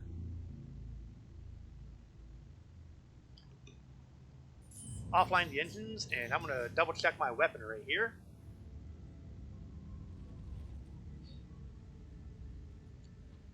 And looks like 4 hostiles are already dead, which means I may not be alone here. Either that or Cap's already working. It's also likely that means there's probably another player who will accidentally kill us all. I'm carrying a sniper rifle, and I'm carrying... Well, I'm going to replace the sniper rifle with the S-71, because I prefer that for team action. And I couldn't help but notice that thanks to my equipping and unequipping my helmet is officially listed as unequipped. So we're going to officially equip it to make sure that I don't, you know, accidentally die.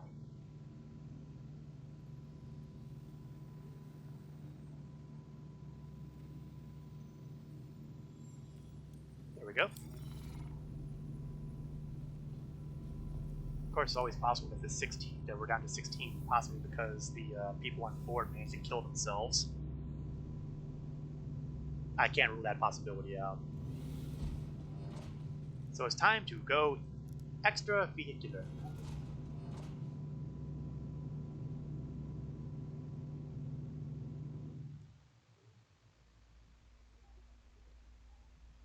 Space. The final frontier. Okay, I am not where I want to be. Let's get this a little higher up. What I'm going to try to do first is I'm going to try to take a look inside the hangar and see if I can see any targets I can snipe from out here.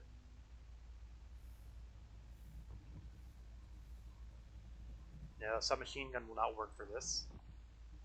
Ah! I knew it! Ah, there we go. Okay, let's do a little bit of examination. See if I can find anybody moving. It's not a guarantee. The hangar is certainly one of the spots where they can be hiding out. And if they are, I'd like to erase them sooner rather than later. If I don't see anybody there, then I may try a different entry point as my first tactic. But so far, I am not... Oh, hold on, is that a body? That is a body. Let's adjust my zeroing range and...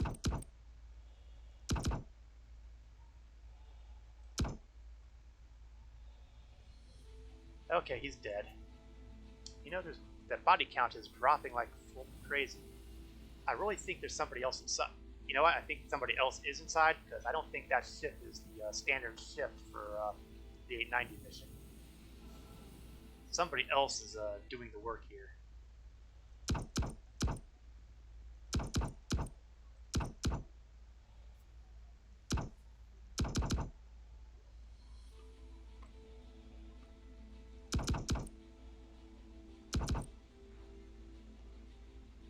That's another one dead.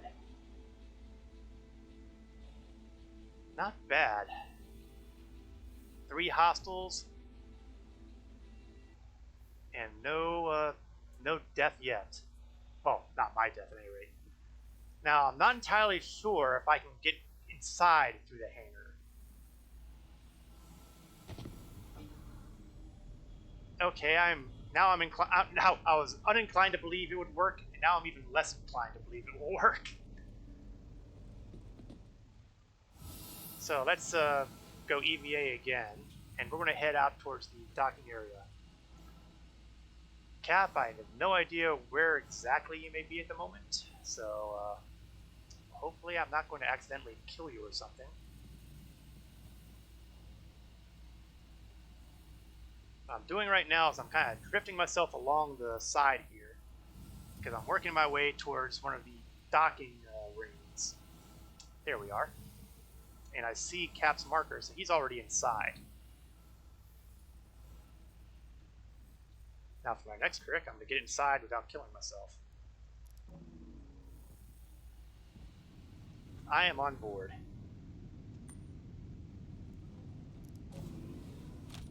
And there's the other door. It's open, so Cap must have come in that way. I hope I didn't hose my chat somewhere along the line, because I'm not getting anybody's chat at the moment, so I'm wondering if the chat is broken.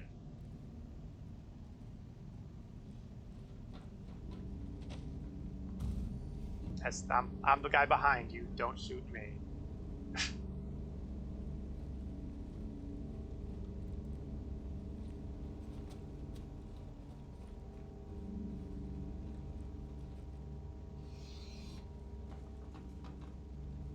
Checking around. I really don't expect to see anybody in the spa, but I can't rule it out either.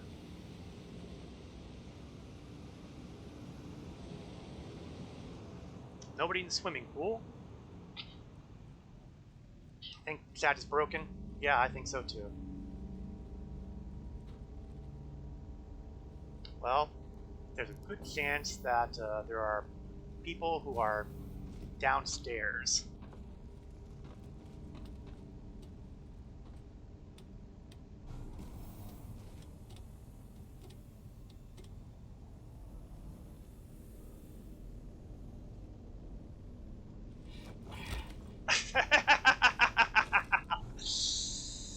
Well, I just did a non-lethal takedown of a guy who happened to be right here.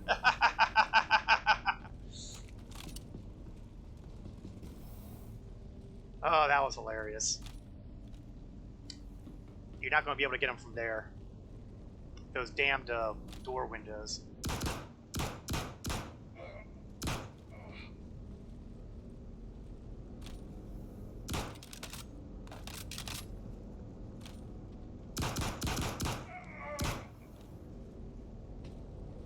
Be one more guy down here. Okay, it might be 2.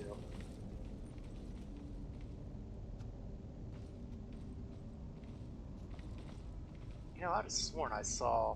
That's Q-Cap. Don't want to shoot Cap. I could have sworn I'd seen someone else down here. Of course, I can also swear I hear guns or something being fired.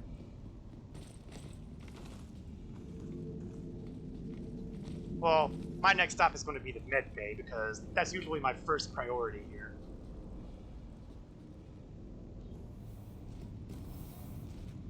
Oh, is that a body? No, it's a dead body.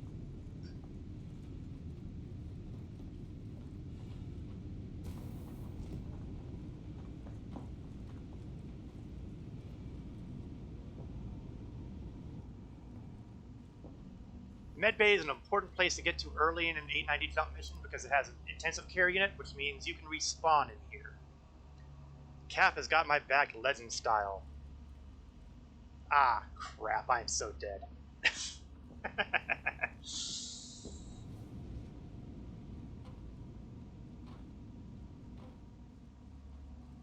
Open up, door.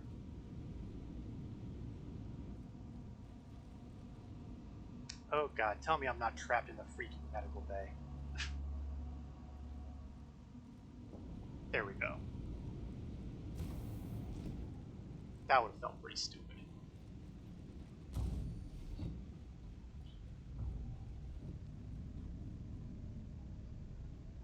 Okay, I see who you're aiming at.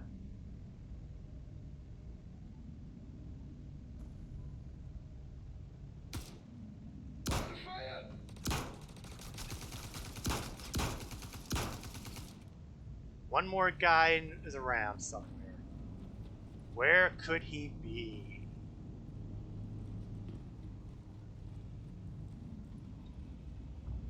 If I were a scum-sucking pirate, where would I be hiding? I don't think there's any security on here anymore, Cap. I haven't seen anything involving security guards for a long time in this mission.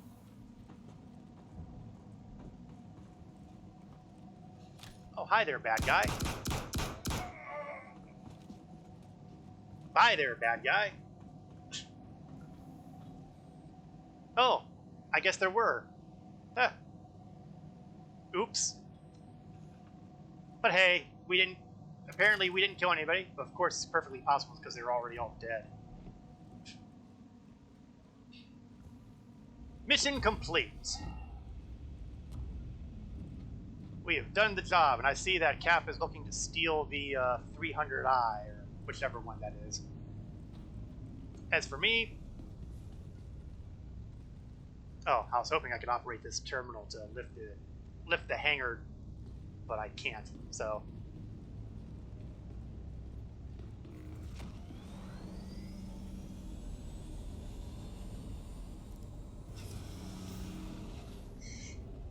Very, very quiet.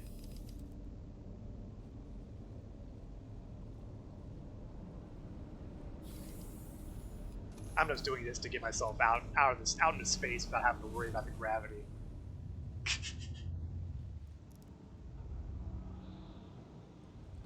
Okay, I got what I wanted. Now it's back to my ship.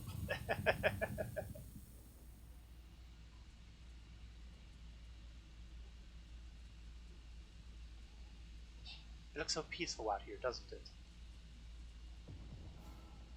Dirty pool, man. This is why I leave my power on.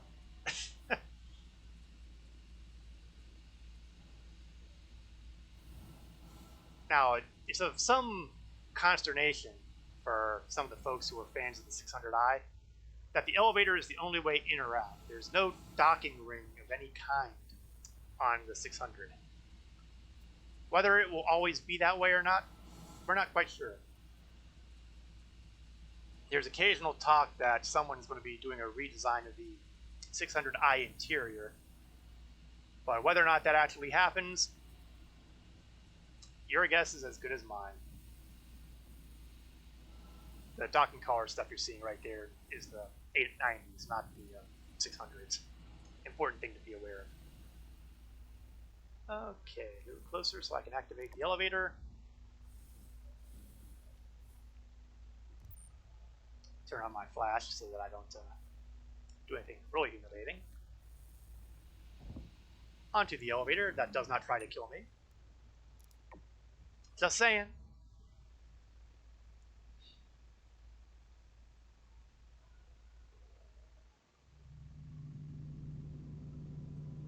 Now there is another 890 jump mission available around the world of Microtech, so this is not unique to ArcCore.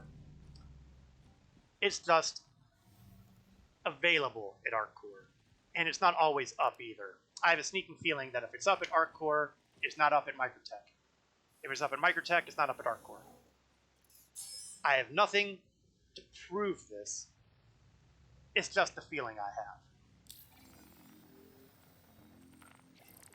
have. Okay. I think we can wrap things up by attempting to seize and destroy narcotics.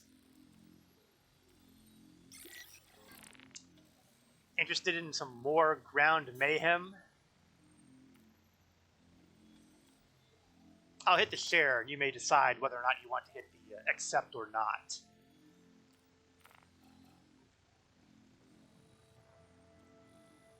This is another mercenary mission, so it does have the stain of legality to it. But you cannot directly quantum jump there, it seems. So we are going to have to take a pit stop elsewhere. Oh yeah, it would help if I turned the engines on, wouldn't it? Engines active. Let's get clear of the 890 because it would be embarrassing to crash into it just as I start the mission.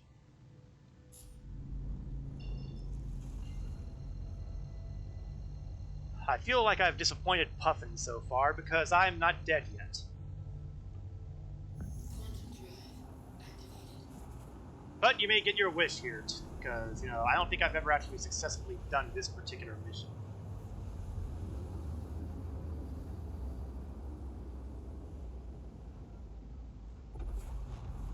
Okay, the stash is 400 kilometers away.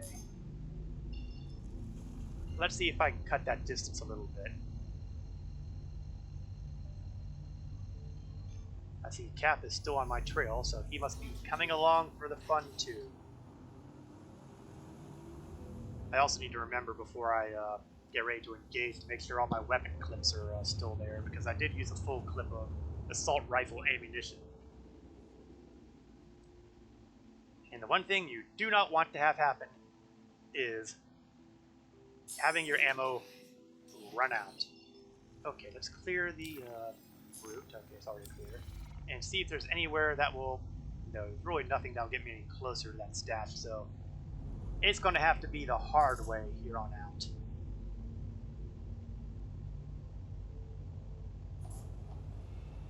Max speed and head to the ground.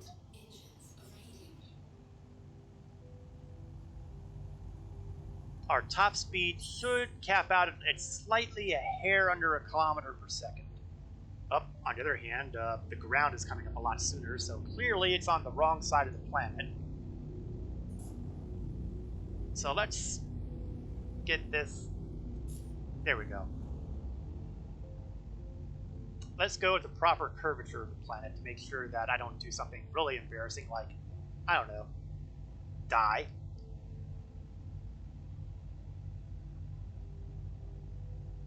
Now, strangely, Cap seems to be a lot closer to it than I am, which means he went to the right spot and I didn't.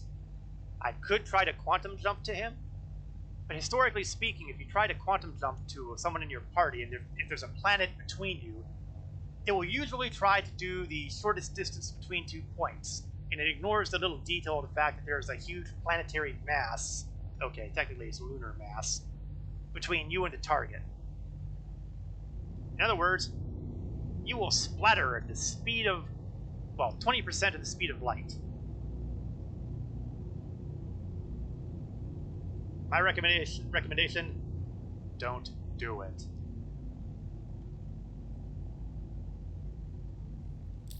Where am I in relation?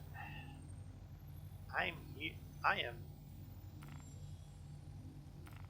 Okay, that's where I am. I'm not horribly far. I'm about... He's only a little closer than I am.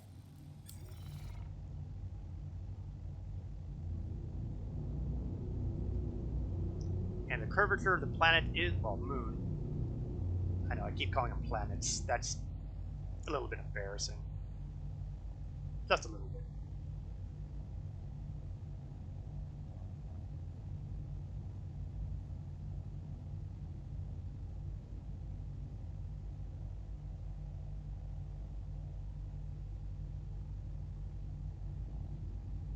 "100 kilometers out.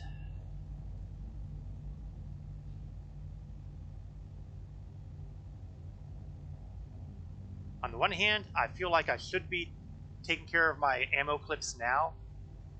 On the other hand, I feel like I'm a little too close to the surface at the speed I'm going, that I really don't want to be taking my eyes off the horizon. Because, don't want to explode.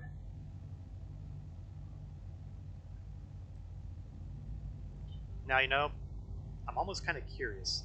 We liberated that 890 jump. I don't know if that ship stays there or how long it stays there. But I did tag its medical bay. If I die here, will I end up in the medical bay of that 890? Or will I end up, back at, Arcor? Truly a mystifying question. Cap looks like he's almost there. Okay, what I'm seeing is cloud cover, not the ground, so I can actually drop myself a little bit in altitude. Oh, yeah, I forgot about one more tiny detail about attacking places like this. They usually have turrets.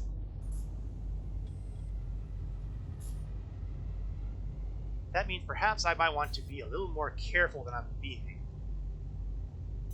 Let's increase power to the front shields.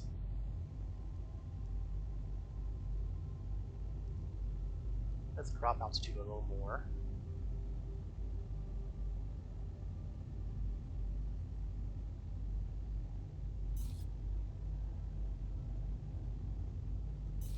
Oh, somebody's popping missiles, so looks like he's using the time-honored method of dealing with pesky turrets by hitting them with missiles instead of guns. Expensive, but you can't argue with the results.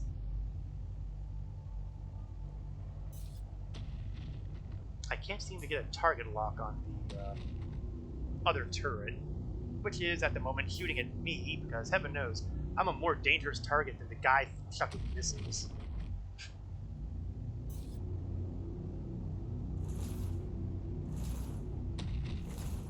Well, that takes care of the turret.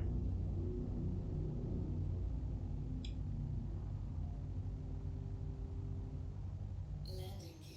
Should we test this? What precisely are we testing here? Oh, no wonder my quantum drive was spooled up for some reason. Christ, no wonder I couldn't target anybody.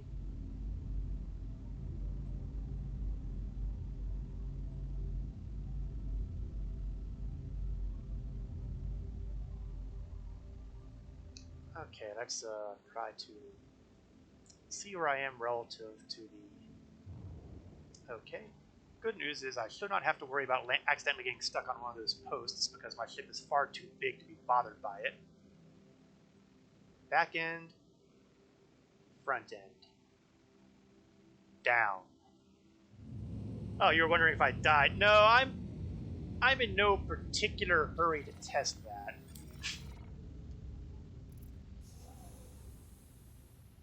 If they get me, they get me. But they will have to do that on the hard way. I'd prefer not to be wiped. Well, you know what? I'll tell you what. I'll make you this deal. Once we've completed the mission, then we can talk about testing that. Get paid first, then play mad science. And of course, I didn't do my clips. I is not smart. Now it says that it has it, but it tends to lie.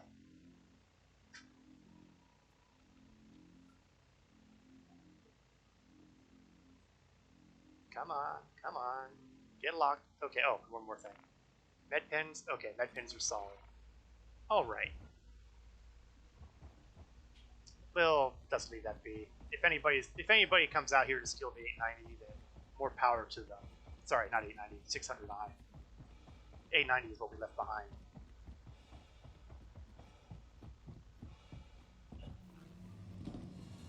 Oh, right, here we are. Is that another floating clip? Are you dropping ammo clips wherever you go, Cap? I mean, that's just rude. I mean, that's littering.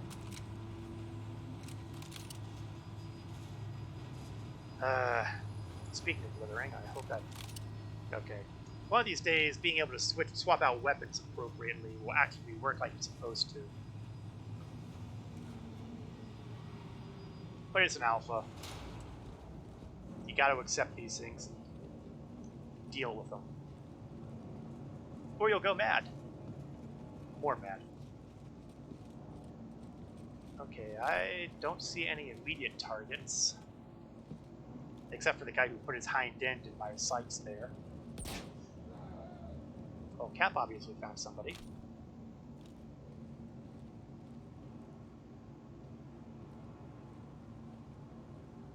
not seeing anybody on the left-hand side. Are you shooting me, Cap? Because, you know, that's rude. I do see another hostile. A former hostile. A currently dead hostile. Oh, and another guy. Oh, Cap already killed him. Well, given the way this game's been with letting hostiles live. I'm not seeing anybody below you. Oh, there we go. There's a target down there, but he's pretty...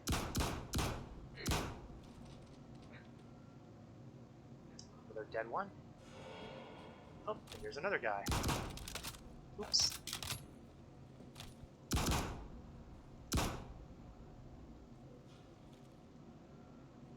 Okay, any more inconvenient people down there?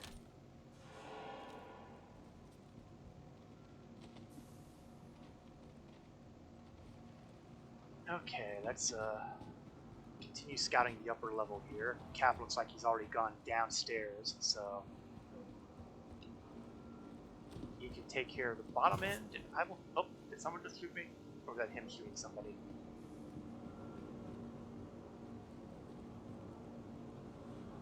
My health is okay, so clearly that's not the problem.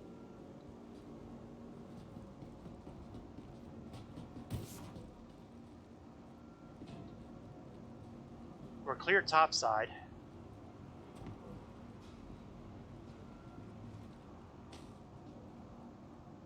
I hope we're clear topside. I hear people running around, but I think that's Cap.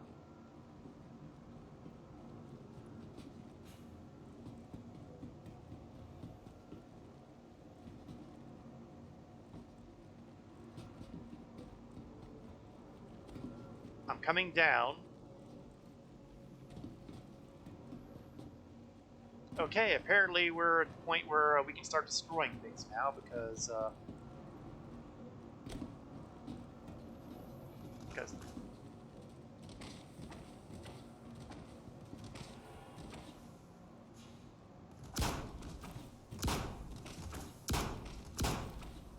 honestly, it's probably a more effective way of dealing with the stash stuff, but well, if he's blowing things up down here,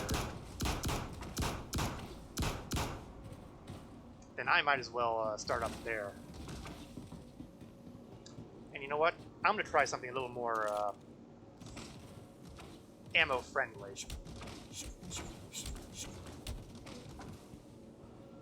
Yes, you can, in fact, punch the narcotics to death.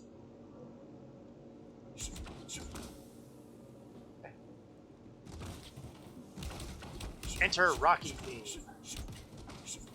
I can't actually play the Rocky theme because, you know, I don't want the DMCA folks to have to fit.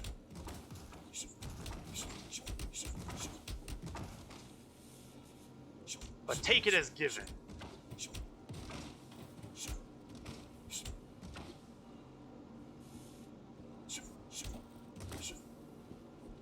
It's a good thing I'm in a spacesuit right now because, you know, all these drugs puffing up like this, I'd probably be dealing with all sorts of interesting side effects by now. Hey man, groovy.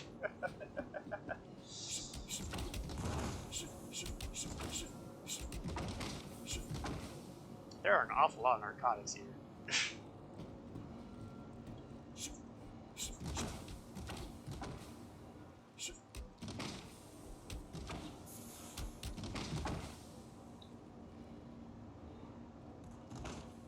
Rocky, Rocky, Rocky.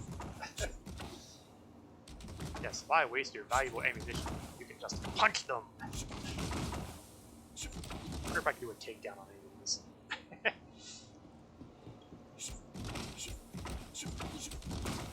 Eye the tiger, man. Eye the tiger.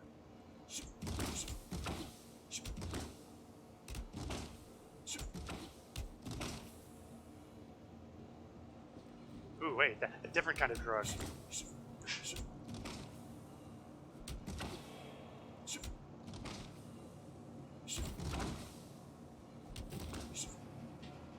Oh, gee, oxygen tank. I wonder if I shot that, if that would have done anything. Oh well. When you don't think of these things, you don't think of these things. Look at all these pallets. Oh, this one wants to stick around. There we go.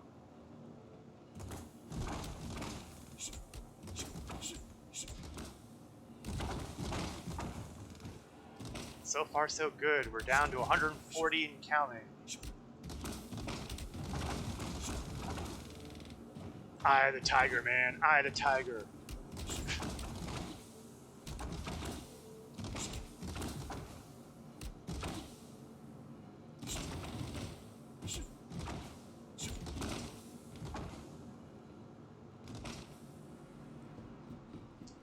You know, next time I see one of these crates next to an oxygen tank, I might shoot the tank just to see if it works. Okay, have I gotten all the things on the upstairs? So it looks like only downstairs has those lovely crates. Okay, let's test this out. I'm a little too close. Let's go a little further away before I do that. Okay, that did not impress me at all. Okay, so much for relying upon oxygen tanks.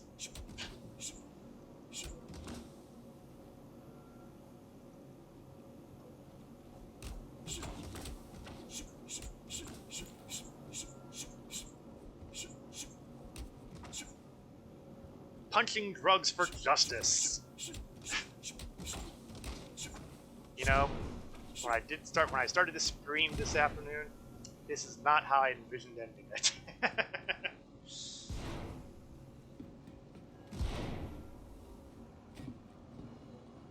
Okay, there's another set of oxygen tanks. Oh, there we go. Yeah, oxygen tanks are definitely the way to go with these things. 14 more packets. Oh, and there's a couple right here. Oops, I went back to the gun. Didn't want to do that.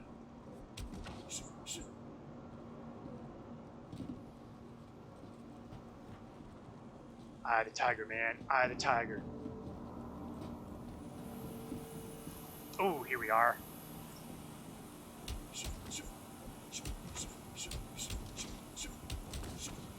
Punching drugs for justice. Mission complete.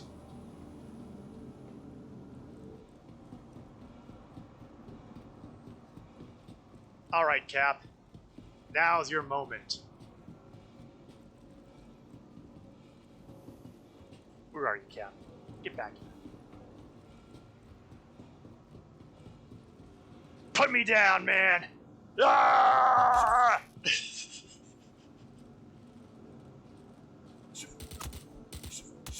You can't stop me! Now let's find out if I wake up on that 890. I mean, I'm within a planetary distance of it, so it's possible. But I might also land in Arcor proper. Inquiring minds want to know.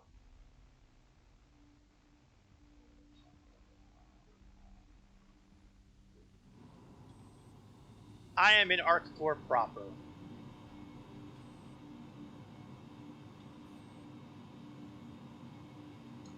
And that feels like a appropriate. I hope you didn't get any crime stat from me because I didn't get any options to accept or decline. So I'm assuming that the default is active and you did not get any criminal status for murdering me.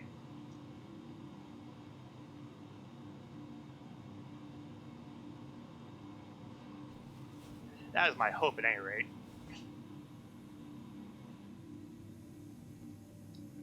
Oh, global chat's back.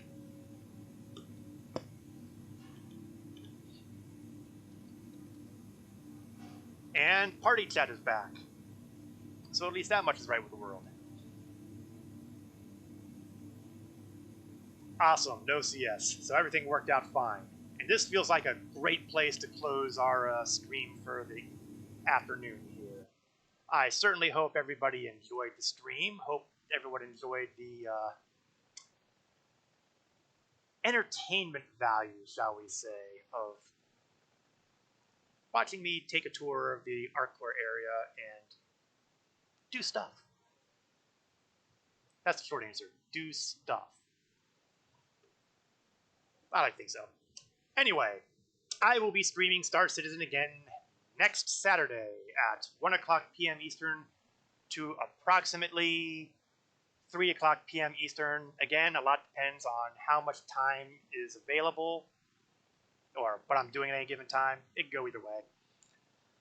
I also do streams for Star Trek Online.